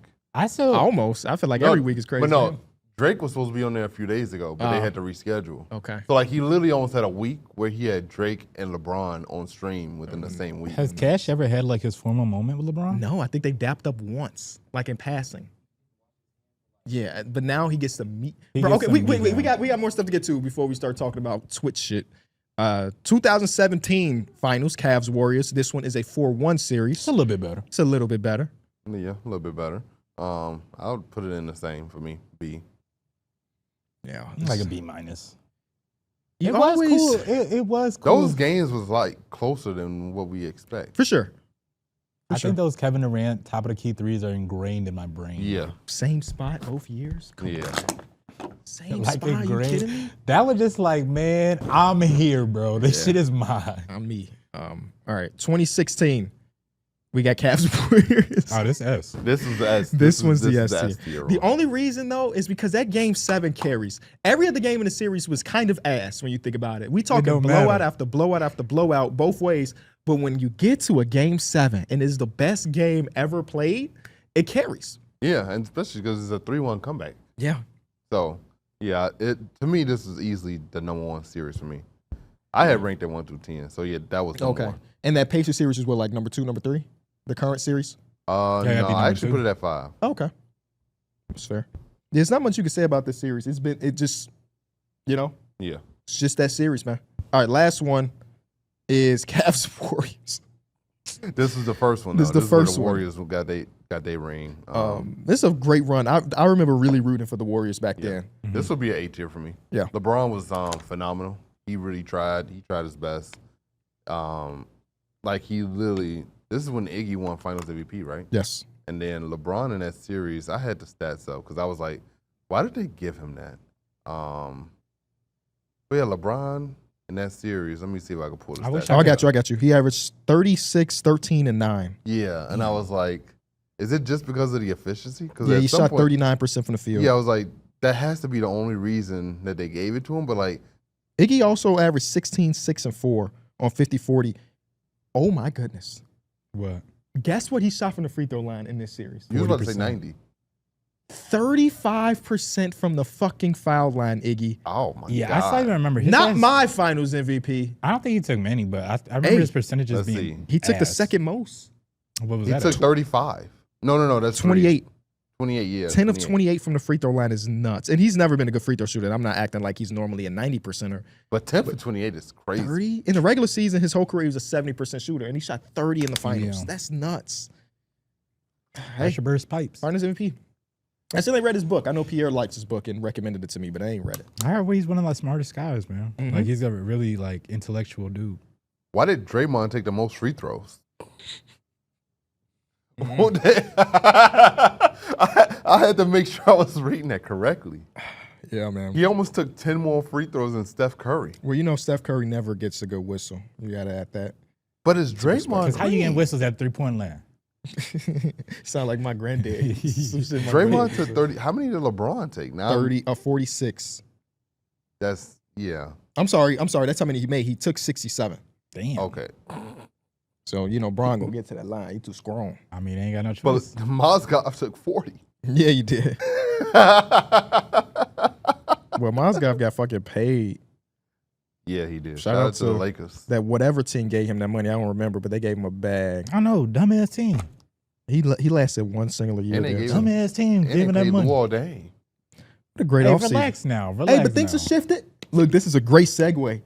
The Buss family sold majority stake in the Lakers for $10 billion valuation. And Jenny Buss will still be in charge of Lakers for a few years. We'll see. They said the same shit about Mark Cuban, and then a year after Mark Cuban said that, they traded Luka Doncic. So who the hell knows if she actually gonna be in charge anymore? You never really know. Yeah, y'all might be the one that trade Luka now. Yeah. Every team that sells trades Luka away. Yeah, facts. No, this is just something surprising. I guess like we'll hear more about the details and how involved she's like stays in there. But I thought the Buss family would just be like the primary owners for Lakers for a very, very, very like more than my lifetime. Does this make the Luka trade? Does it make the Luka trade look a little bit more fishy? I seen somebody saying that like on Reddit where they were saying the Lakers were trying to maximize the value of their team by getting Luka or whatever. Because they knew they wouldn't have the leverage of LeBron being there. So they had to get something that would be appealing for at least the next few years for the market. That's actually crazy. I just think it's still one of those. I think it's just still people trying to make some logic out of the shit that happened back in February. And you never will. You never will. I didn't think but about I it think until everything- right now when y'all just re-brought it up, and I was like, wait, hold on. I think it's really just that the money that's in basketball right now is so much. That like even if you're the Buss family who's owned the team since I forget when, I'll look it up. the 70s, mid 70s, I would guess, owned the team since like the mid 70s. When a $10 billion evaluation comes up, you think about all the teams that are selling right now. Like the Trailblazers are up for sale. The Celtics just sold earlier this year. The Suns sold last season. The Charlotte Hornets sold right before that. There's just too much money in here. 1979, 46 years. Look at me.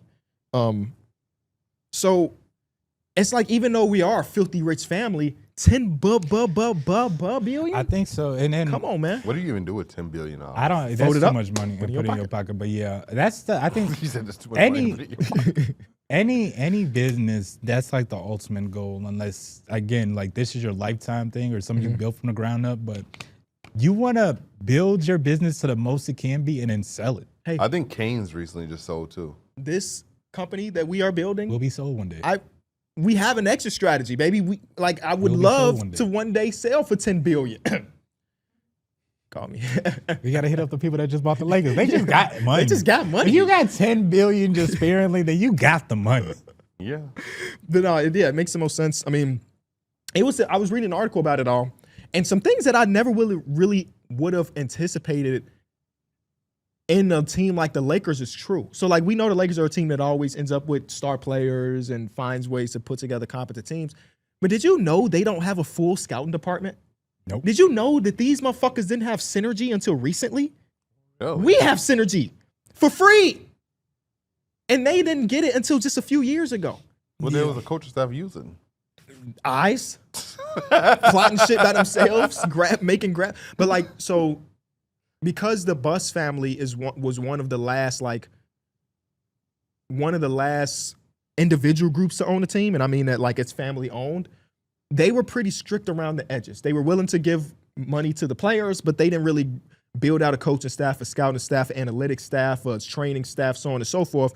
And people are speculating that the new guys that are going to come in, I forget his name, Mark Walters, I want to say, is going to be willing to pay for that stuff. So the Lakers, who've won a championship in 2020 and have just been good for in at least recent history, might end up looking better 5-10 years down the line because they'll have more resources to hire great film guys and so on. Which is always so crazy to me because, again, as much money is in the business, don't you think it's just kind of like elementary to have those type of resources for your players and for your teams and for your scouting report, especially, again, if we're why wouldn't I properly scout a dude I'm about to invest millions of dollars in? Yeah, bro. But you know what? The Lakers are not alone there Yeah, because I believe it. there's so many different teams. Now, because DeJounte Murray just went on What's he Pivot? on? Pivot, yeah. He was on Pivot, and he was very candid. Shout out to DeJounte Murray. And he was just talking about how different every organization really is. And we kind of just look at it like, he's in the NBA, he has this many resources, and they do have more resources than obviously we do. But when he say that when I play for the Pelicans, there's not enough tables in there for me to get my treatment, that's kind of nuts. Yeah. And he compared it to like the Spurs, who obviously are top of the line, and they do a really good job of making sure the training staff and so on and so forth. It's like night and day. So like some of these organizations, we just heard about Desmond Bain saying that like their practice facilities in a dungeon, basically, no windows. And then when I saw the pictures of it, I was like, wow. I didn't see they had pictures dropped. Yeah, somebody had posted pictures on Twitter about how inside of it looks, and I was like, there's really no. It looks like our studio. Yeah, it's like there's no sunlight, there's no windows. And like they put it like in a quote tweet of the Orlando one, and I was like, the Orlando facility literally looks like life. Like it literally looks like you could like, this is somewhere you would want to be compared to the Memphis Desmond one. Bain got to practice in them export facilities. Ain't no windows in there. It's straight dungeon. No, this shit looked like a high school basement. When we were like going to high school, you went downstairs to lift. That's exactly what that shit looks like. Oh yeah, that's nuts. And yeah, Orlando got all the sunshine in the world. So I mean, you better have all the open windows, right? Yeah, he did an interview with Young Man in the Three, and he was so hilarious and that shit. You talking about Desmond Bain? Desmond Bain. Yeah, he just said he got a phone call saying he was gonna get traded, and he didn't think it was him at first, but then when he found out it was him, he was just like, okay, where? And then he said it was Orlando. He was like, okay, good. And he said that was a place that him and his agents kind of looked at anyway, so he was really happy because he said that they told them that something was gonna shake. Yeah. He didn't know who it was gonna be. Father's Day, he get a call from his GM, and his GM never calls. They normally text. And he said, this is the call that let me know that somebody got injured.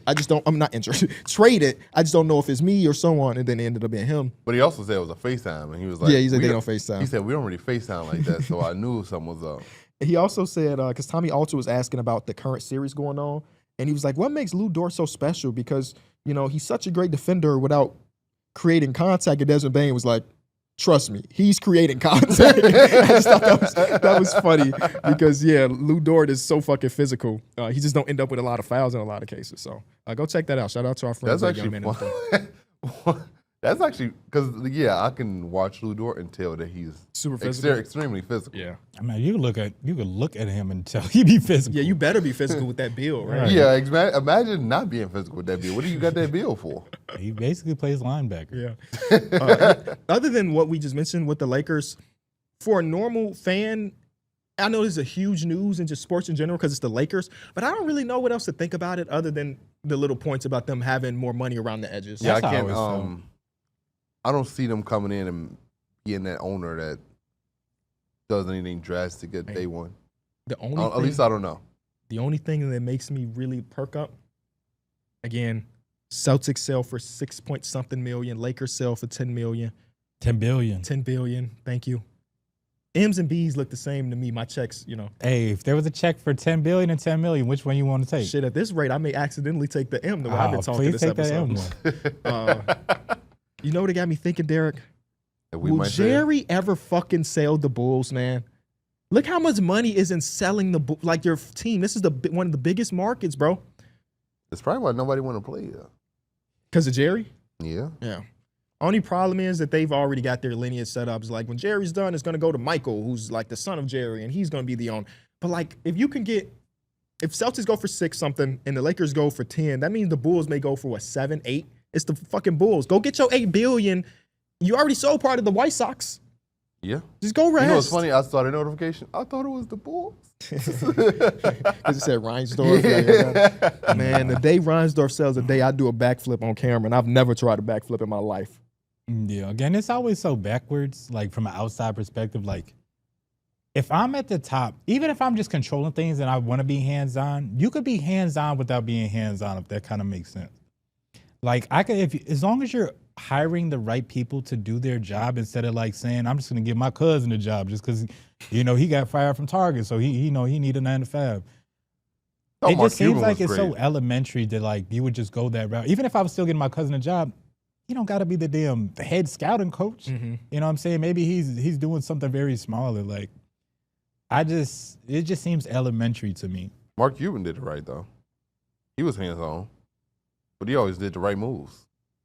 He kept his thing competitive for years. He won. Oh, you can be No. if you're involved. He with the made team, one I really think big you mistake after 2011. He traded everybody away. They won a championship, and the team that came back the next season wasn't the same. Yep, you're right. That's nuts to me. And I don't even remember it might have been financial, it might have been other things. I don't even remember. I just remember them winning the championship the next season. They did not look like the same team. Was Tyson Chandler there the next season? Yes. I don't think he was one of the ones traded. Oh. Shout out to Tyson. I mean, yeah, financially, it had to be financial, right? Had to be, right? That would be the only reason I could look at it. Guys were just overpriced. No, I'm sorry. Tyson Chandler went to New York after they won the That's championship. what I thought. So, yeah, they were not the same team. They won 57 the year they won the championship and then 36 the next year. What a fucking fall from grace, man. At least you got that one, though. You got the one, but, like, I don't know. What? They ended up getting Luka. And then what they do with that again? Trading them away for a bag of chips. But they got Cooper Flag now. It's just going to keep the cycle. It's going to keep the cycle. And in 6 years, they're going to be like, yep, they traded Cooper Flag away. So they're just going to keep getting generational talent every few years. Yeah, them and the Spurs just always end up with the luckiest shit. Yeah.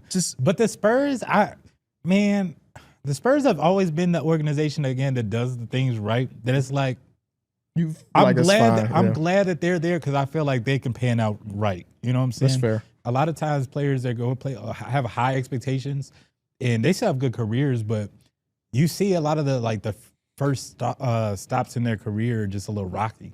I just think it's nuts to go from David Robinson to Tim Duncan and David Robinson to Wemby. KB, I told you on that in a 30-year stretch. Well, you also got to think about the Kawhi. They got Kawhi, and they turned him into a superstar.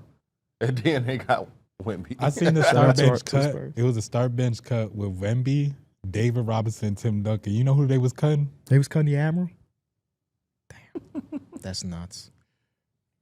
Which is insanely just crazy. And no bigger shoulders in NBA history than David Robinson. Did you see that picture when they were, after they won their championship, they were on a plane playing, on the left. They said it was a Star or something? Starcraft, Starfield, They was playing like a LAN game. I was just like, bro, y'all some nerds. They really some nerds. They had like 75 wires too. That's how you know that shit was the night. I think Enjoy tweeted that talking about us waiting for D Mills to get on the game or some shit. I did. And I saw D Mills like reply to it with this question mark. I thought y'all was on the game. I had literally checked Discord. I was like, what? I was He said he got on the game. Jet said he went home, got on the game after he won. I feel like it's not a lot you could do. Well, he said that he was trying to get Giannis and them to go out, but Giannis said he finna just go home. He said, once Giannis say he going home, that shit shut everything down. Man, that was like when they won the conference finals, and Reese called me, and I'm like, you not celebrating right now? He said, man, no. if I made it to the NBA finals, bro, I know we got a game in 6 days, but like, can I take one day to just celebrate? The motherfuckers at home playing Pictionary or some shit. I don't know what, they was just chilling. They probably no liquor, no pizza.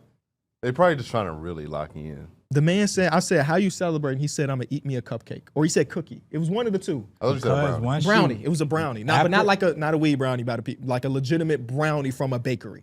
Because after Sunday, all that's available to you. That's fair. After Sunday. I got 2 more weeks, and then I can eat whatever I want for a little bit. Yeah.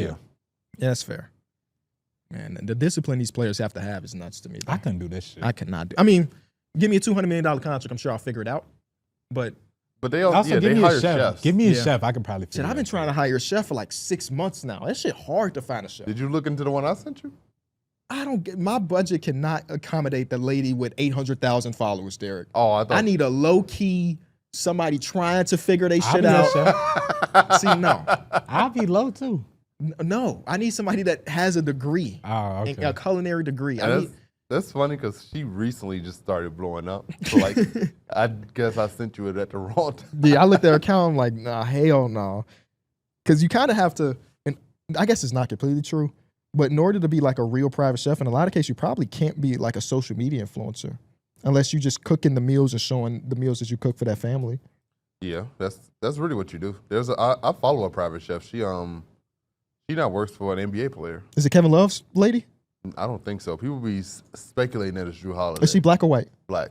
I know exactly what you're talking about. Okay. She wear glasses? Yeah, because it's 2 of them that I follow on TikTok that are of NBA players. I think the white lady is Kevin Love's person. Oh. I don't know who that lady is, but I definitely follow her though. Okay, yeah. people were speculating that it's Drew Holiday because they follow each other, and that's the only NBA player that she follows. That's funny. That makes sense to me. So Then. that's what people in the comments are saying, Okay. but she never will confirm or deny it. Right. Private chef content is pretty interesting though. Yeah. Some of the meals they make, I'm like, don't make that in my house. Really? Don't. Well, look appetizing. obviously it's your house. Yeah, but just don't look appetizing to me. Don't give me green sauce on my food. Yeah. Put that shit on the side so I could dip it in or something. Oh, Don't like just, chimichurri? See, I don't even know what that word is. Anything aioli, don't put it on my stuff. I don't like aioli. No. Aioli is pretty good. Do we have rumor meals? Yeah, we got some rumors going on in the meals right now. The Miami Heat have remained firm in their stance of not including Kel'el Ware and Kevin Durant trade packages. If Ware's off the table, apparently the Suns are seeking multiple first-round picks, and so far it seems like there's some sort of negotiation battle going on right now between Miami and the Suns. That I wonder who budges. Don't have Kevin Durant in Miami. I don't want to see him in Miami either. At all. Do I. At all. So keep your picks and Kel'el Ware. Yeah. I understand having some level of urgency for the Miami Heat. And the Eastern Conference is open. But nah, man. Y'all still going to be a second round exit. You think so? Yeah. I think maybe second round. In this hypothetical world where they do keep Kel'el for whatever reason, the Suns give in, and it is Bam, Tyler Hero, and Kevin Durant. If they keep Kel'el, probably, yeah. Then I think their ceiling could be definitely the Eastern Conference. Yeah. It don't take a lot. Yeah. I think they could be a conference finalist for sure. They could. But also, there's another side of that is like, okay, then what? Kevin Durant ain't getting any younger. Are you sure? I don't think so. That's how age works, though, KB. But I thought he was not human. That's LeBron. Oh, speaking of LeBron, Kawhi not human. I do got the stream up, so I'll let you know when LeBron come on camera. Y'all think LeBron got a backwards hat on when he come in? He got shades on for sure. I'll got tell you that. shades. He gonna have shades on. Shades, no hat. Okay. You almost had the. We taking bets. I think he would have had a hat on. Cass looks nervous.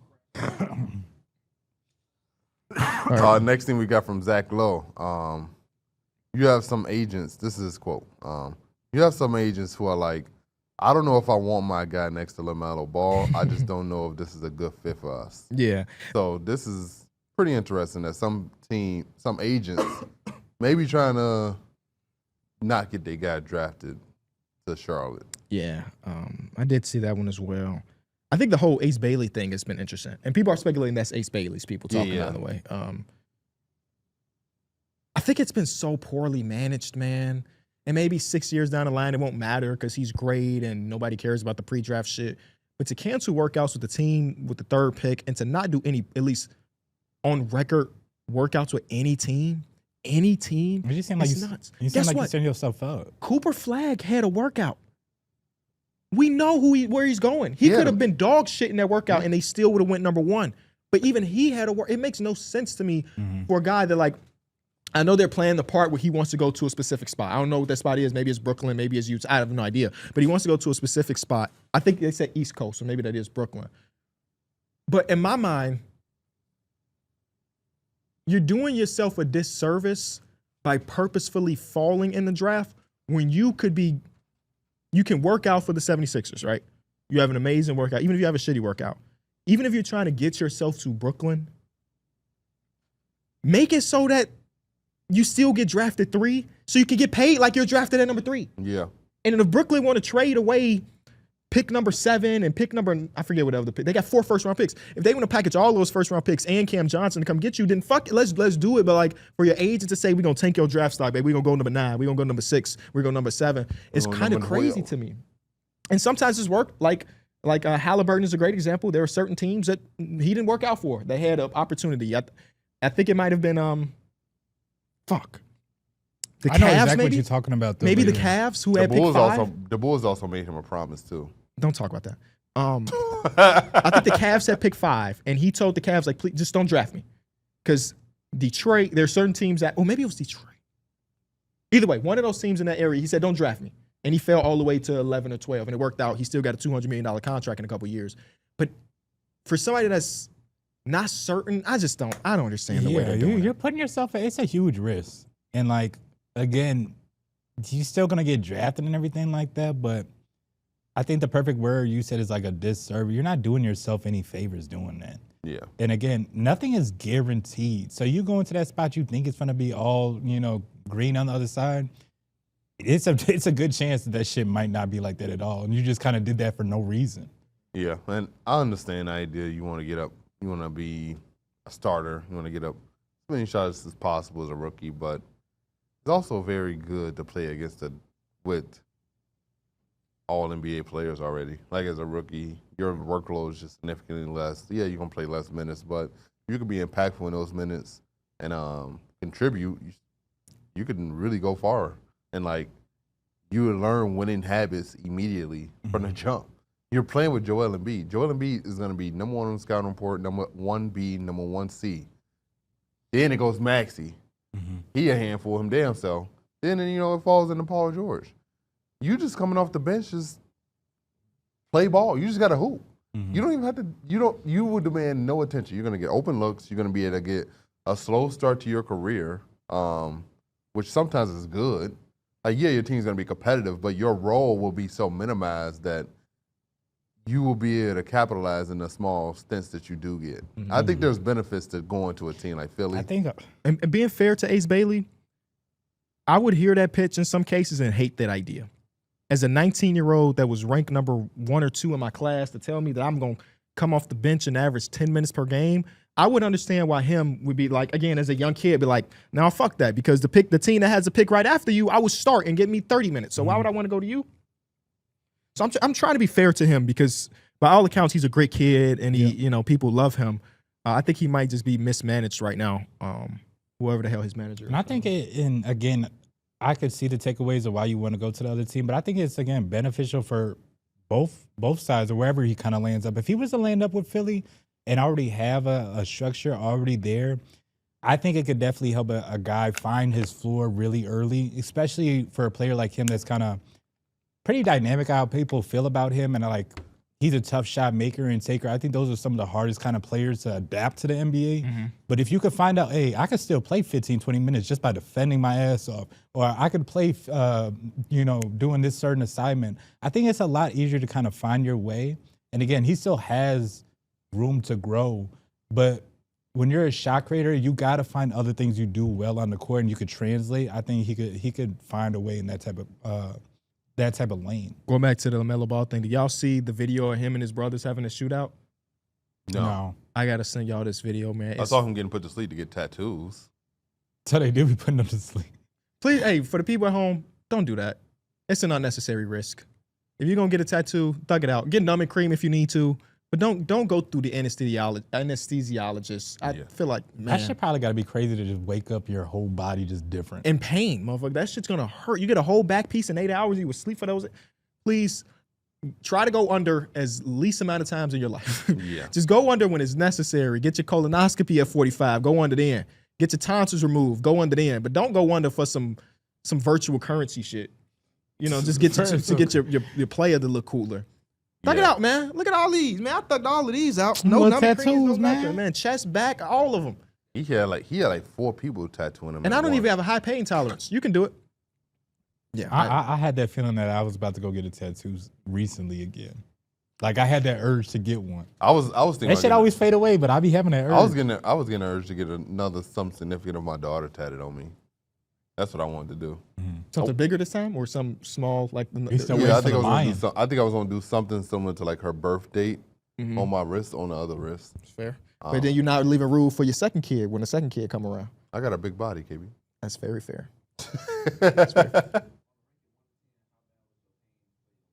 He's asking my leg tattoos pain rankings. The only time I felt real pain was when he was going on the bones. Ooh, I know that hurt. So that was probably like a 7 or 8. Everything else was very chill, man. Legs is not that bad. We're bony people though, so it might hurt you. Yeah, it might hurt a little bit. You need a little cushion for the pushing. You know what I'm saying? You getting that tattoo for sure. But I mean, this one hurt because this is where my bone is. But that's not a lot of shading. The shading is gonna hurt, obviously. This one hurt a little bit. I've seen a lot of. But I have a full rib piece that I felt like I thugged out. 2 rib pieces. Huh? No, because I got another daughter in a couple weeks, so I'm going to have to do something for her. I just don't know what it is. I see a lot of clips of people getting their tattoos removed now. Yeah. Yeah. Yeah. Are you gonna get a Pokemon tatted for Avery? Nah. No. I don't think she's that invested. You know how kids are. She'll be into it for the next month and then not give a damn about Pokemon ever again. So who knows? But she's locked in right now. I thought about getting the word clueless on me, like a tattoo. Mm-hmm. One of my favorite quotes, and I don't know where the hell she got this from, but like, you know how Erykah Badu says, like, the man that knows something knows nothing at all. Mm-hmm. That's like one of my favorite quotes. And I thought like just clueless would be like a good way to summarize that. I thought about just getting that somewhere on me. On your forehead. No, not my forehead. Trying to help you out, brother. Next thing we got is that the Washington Wizards are reportedly willing to trade surprising names and efforts to move up to number 2 in the pick. So they're offering. Who would you multiple consider a picks surprising name for the Wizards? I Is it Alex Sarr? guess so. Willing to trade away to move up? Also, if I'm But it makes no. that would be a crazy front court though. Sarr and Wemby. That's big as hell. That's a dude that's 7'1" and a dude that's 7'6". And they're both French. Yeah, yeah, they're both French. Oh, they can have French communications on that back end. You ain't gonna know what they communicate. Yeah, I saw the report and I was thinking, like, who could that possibly be? And Is it Bilal? yeah, they just say surprising names. Because nobody else is really like, hypothetically, if they did trade to the Wizards and it was like, Jordan Poole is in the trade, you're like, okay. Bub Carrington's in the trade, okay. Keyshawn George in the trade, okay. The only one I was like, wow, they traded away him is probably Alex Sarr. But even then, Alex Sarr didn't show me enough to make me think that he was an untouchable for the Wizards. Yeah, I don't know who's considered. I don't think any of their players are. Maybe it's all of them. Bilal and Alex Sarr and our pick for 2. Yeah, maybe that. And guess where Bilal's from? French. French national team in San Antonio. They pull off that trade. Hey. Tony Parker, you're back, baby. I was say you got to bring him back in the coach or something. Yeah, they got some shit going on, like the alternative league that they've been talking about a lot. Mm-hmm. Tony Parker's like the head of the something, but more conversation about that later. Also, I remember it was somewhat rumored that Dylan Harper didn't want to go to. Mm-hmm. So it's kind of funny. He wants to go too. He might not want to go to the Spurs. Yeah. It's kind of funny the projected number 2 and the projected number 3 picks don't want to go to their team. Don't like the situations. I think that's one of the negative sides, if it is a negative for like the flattened odds, is that like the 2 teams that have the top 3 picks are like Good teams. good enough teams where it feels weird to have a young guy come in and, you know, you're going to be behind De'Aaron Fox and Stephon Castle or a combination of those, and Ace Bailey might be behind Paul George and whatever's left of Kelly Oubre. Because I always see some benefit to having a mentor like that and playing behind them. But again, in basketball, it's so much about reps and you getting like experience on the floor. It's both sides. You also learn, you learn a lot both ways. Mm-hmm. You got to get reps, but you also need to be taught and coached. And I think learning from vets is really good. I think Jordan Poole was a good example of that. Like, I thought Jordan Poole thrived with the Warriors. He came in young, raw, and just hooped. I think the difference, because I also thought of like Kawhi Leonard when he first got in.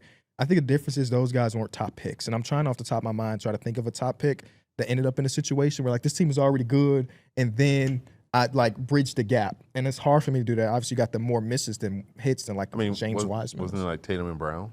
Weren't they teams really already good? I think Tatum's rookie season, they were a playoff team. They went to the conference finals, right?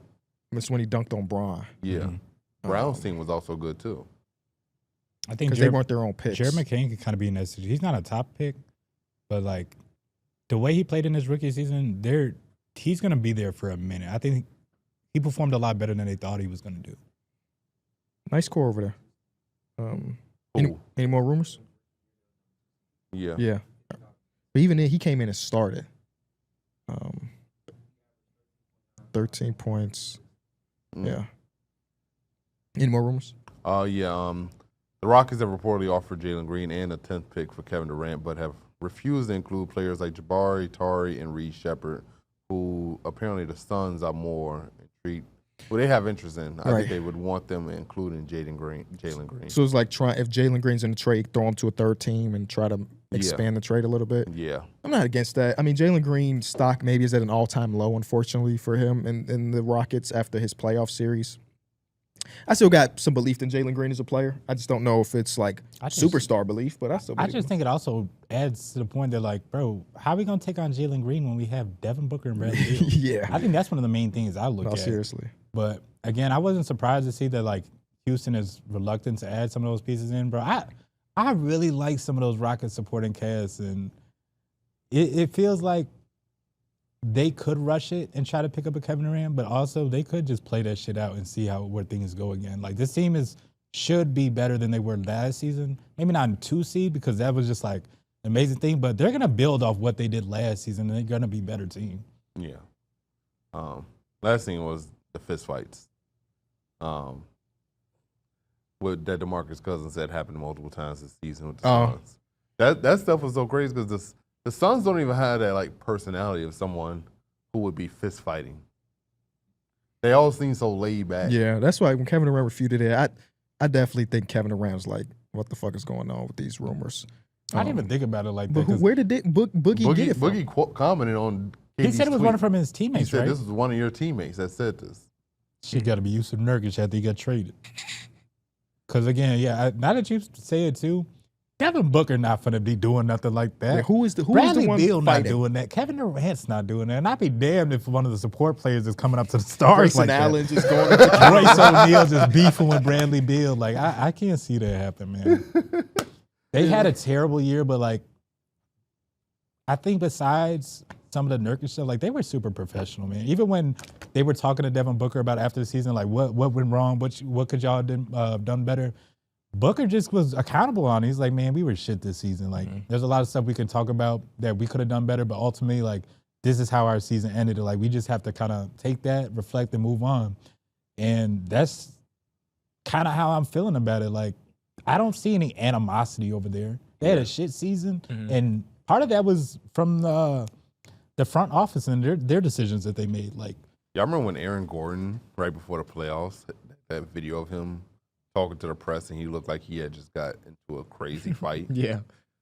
Like, that was so – do y'all think that was a locker – or did he, like – there's no way he just slipped and failed. He clearly was – that's clearly fighting. He clearly was in a fight. they didn't clear up what happened? No. Or did he say, like, no, I want to answer any questions? I don't even think no one asked him about it. They probably was just like, whoa.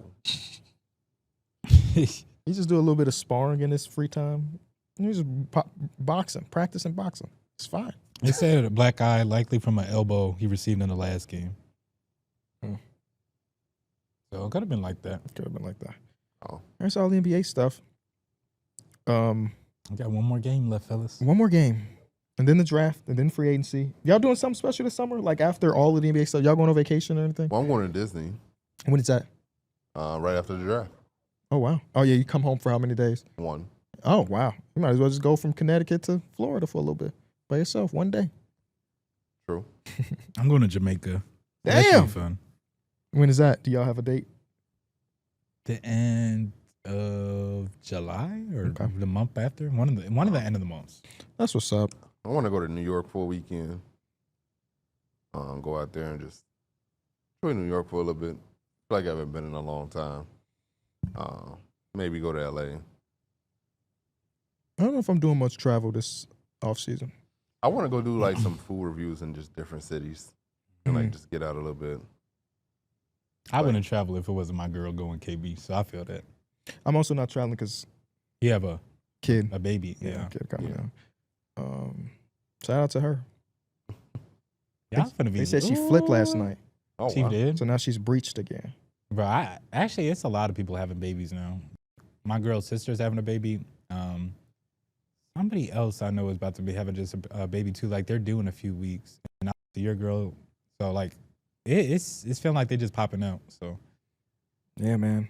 I did good work. Tyler next, I heard. No. I made that joke when his girlfriend was at our house and she was not having her. So, I'm sorry, not girlfriend, wife. They're married. John having another. Maybe. That would be crazy. Bro, It's like they don't follow the 6-week rule. Well, you better follow that 6-week rule. Golly. The horror stories they be telling, they told us first one, I don't even want to think about that shit. Where you have it you had the other one so damn fast, you ain't follow it. That shit crazy. Isn't it weird? Not weird, but like insane that our GOAT is going on a Twitch stream? Yeah. Isn't that nuts? Is he I hope already he does there? more stuff like this. No. But it's just like how media has changed. Kai has 250,000 people in here right now waiting for LeBron James. Isn't that ridiculous, bro? Wow. That's Like- I thought it would be more. That's why the I ones think with Kevin Hart and Drewski be having like 600,000. that's why You I saying he don't got that think pool? we're too far away from there being more of a bridge from the NBA and content creators. No. Here's a good example. And I'm about to show how much I be on the internet right now. A couple days ago, Funny Mike threw a streamer prom. Some of the biggest streamers in the world. It's a prom, but it's content more than anything. The top streamer of the thing, his name is Jason. Y'all know Jason the Nope. Ween? No. Jason the Ween took another big streamer's sister, who's also a streamer, to this prom. And they had like 150,000 concurrent, which is the most he's ever had. It's such a good show. I'm watching the shit, first of all. Why at the end of his stream, he trying to figure out what to say to this girl, he get a call from fucking Kyrie Irving. Kyrie Irving is live on stream, his own stream, watching Jason's stream, giving love advice to this streamer. Wow. So you talk about them being a crossover, like it's happening already. That Kyrie Irving called Jason and said, man, you got to keep shooting. That's what I do. That's nuts, bro. It's nuts. I'm thinking there's going to be some type of bridge where they're going to bring content creators to maybe not do legit work in there, but there's going to be some type of association. Hey. So when you see the Bulls, you think of KOT4Q Hey. in a broader sense. We are content creators. We're We getting have there. a show on ESPN as content creators. It's getting there. So it's like the gap is being bridged already. It's already having the crossover. Social media is the new TV. It's the new entertainment. Yeah. It's nuts, bro. I think about Mr. Beast, and he's a rich, like different level type of content creator. But when I see the Hornets, the Feastables shit, Yeah. I'm thinking That's of Mr. nuts to Beast. me too, yeah. That's I'm nuts. thinking of Mr. Beast. How much money is a patch? Should we get I the don't Bulls know. to get to sponsor Enjoy Basketball patch on It the is Bulls? the Bulls, so that market, that's going to be crazy. Yeah. Do you think it helps? Like, do you think people saw that and was like, you know what, I should go try Feastable? No. But I think it does. It has helped me recognize other brands that I might not know. Like think I it just might makes see it you and be a more like, "What the hell is recognizable that?" brand. You know? Yeah. Also, I don't really look at patches at all. Same. I couldn't tell you who has any other patch, I don't think. Yeah. Like, if you just show me logo, what team, I cannot pair them. Yeah, I couldn't either. I don't Like, think I what's could. on a Spurs jersey? I don't know. I remember the Pacers got that fucking QR code because you just wore that jersey Yeah, a couple weeks that's ago. the QR code, yeah. Doesn't somebody have a dating app? Like- I think it is. Like Tinder? Hold or on, I'm Bumble? look. Is that what you're talking It about? might be Bumble. See, I could be wrong. I don't know. I've like. Putting a dating app patch on a jersey is crazy. All right, you looking it up, Mike? I'm trying to. It's like that- NBA jersey. That would be Okay. crazy. Yeah, I'm looking at it. Charlotte Hornets. It just says no jersey. Oh no. Previous jersey sponsor. Oh, so The Clippers Clippers have have Bumble. Bumble. Hornets There are you not go. with Mr. Beast no more. Oh, he just gave it 1 year. I think it was 23 to 24. Okay.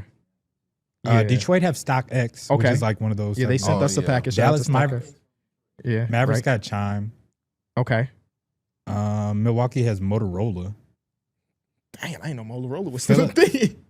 Philadelphia has Crypto.com, which is crazy because the Lakers are Crypto Arena. The Bulls have Motorola too. They do? Right? Is that fucking nuts? I watched Oh, 82 games. KB. The Lakers had Bumble. The Clippers had Bumble. Right. That's what Austin just said. Okay, yeah. But you do speak low and you ain't got no mic. Yeah, you know damn well I ain't hear that. He the closest to you. we gonna put some Disney, We had obviously. StubHub. Who's Disney? Orlando? Yeah. Yeah, that makes sense. That makes sense. That makes so much sense. Aura? What the hell is Aura? Who has that? Anthony Edwards. Do you remember the Bucks Soul sponsor? Harley Davidson. You remember them patches? No, but that makes sense to me. Cause yeah. Isn't there capital there? I don't know. What the hell is Loves? See, this is nuts. Yeah, we might have to get ourselves on one of them patches. PayPal on the Suns. We can get Enjoy on a patch. You gonna put in? Yeah, I got you. Say less. How much do you think a team charges to have a patch on their jersey? I don't know, bro. Maybe it just says loves. I don't know how much it costs. That probably costs some crazy. It's got to cost a couple of M's. NBA sponsorship revenue was up 8% because of the jersey patches, so it's working. Do you think in the future jerseys will look like NASCARs? With just 100 different logos? 100 different logos on them? I think it becomes too distracting if that's the case. Yeah. Damn. Yeah. 30 so even when Mr. Beast, we got to lock in. Yeah. So Mr. Beast, it's probably on the lower end for the mil Hornets. Yeah, because it's the Hornets. 5 M's is still a lot. Yeah. Probably not the for Mr. 1 Beast. year too. For Mr. Beast, he be giving that away in a video. It feels like a video. That shit might have been a video. I got my company to be a patch on an NBA jersey. You know what? I don't think that was. I think it was just something that he did and didn't make content on it. That's nuts. 8 to 9 million for the Hornets. All right. We want to wrap up. We appreciate y'all watching and listening to this episode of Numbers on the Board. Be sure to tune in Tuesday because we'll have another episode on this channel, but also on Wednesday for the draft. NBA on ESPN will be live at 8 o'clock Eastern time. Should be an amazing time. It's going to be 94. So I was going to wear like a nice quarter zip or something. I'm going in a, but Darrick, you remember you said you want to wear a plain white t-shirt? Yeah. I'm wearing a plain white t-shirt, double XL on that stream. So I'll have my double shorts. XL with the 2X shorts? Yes, sir. Okay. Yes, sir. Might as well be wearing pants, but I'm going to wear the shorts. We appreciate y'all. We'll see y'all there. Peace.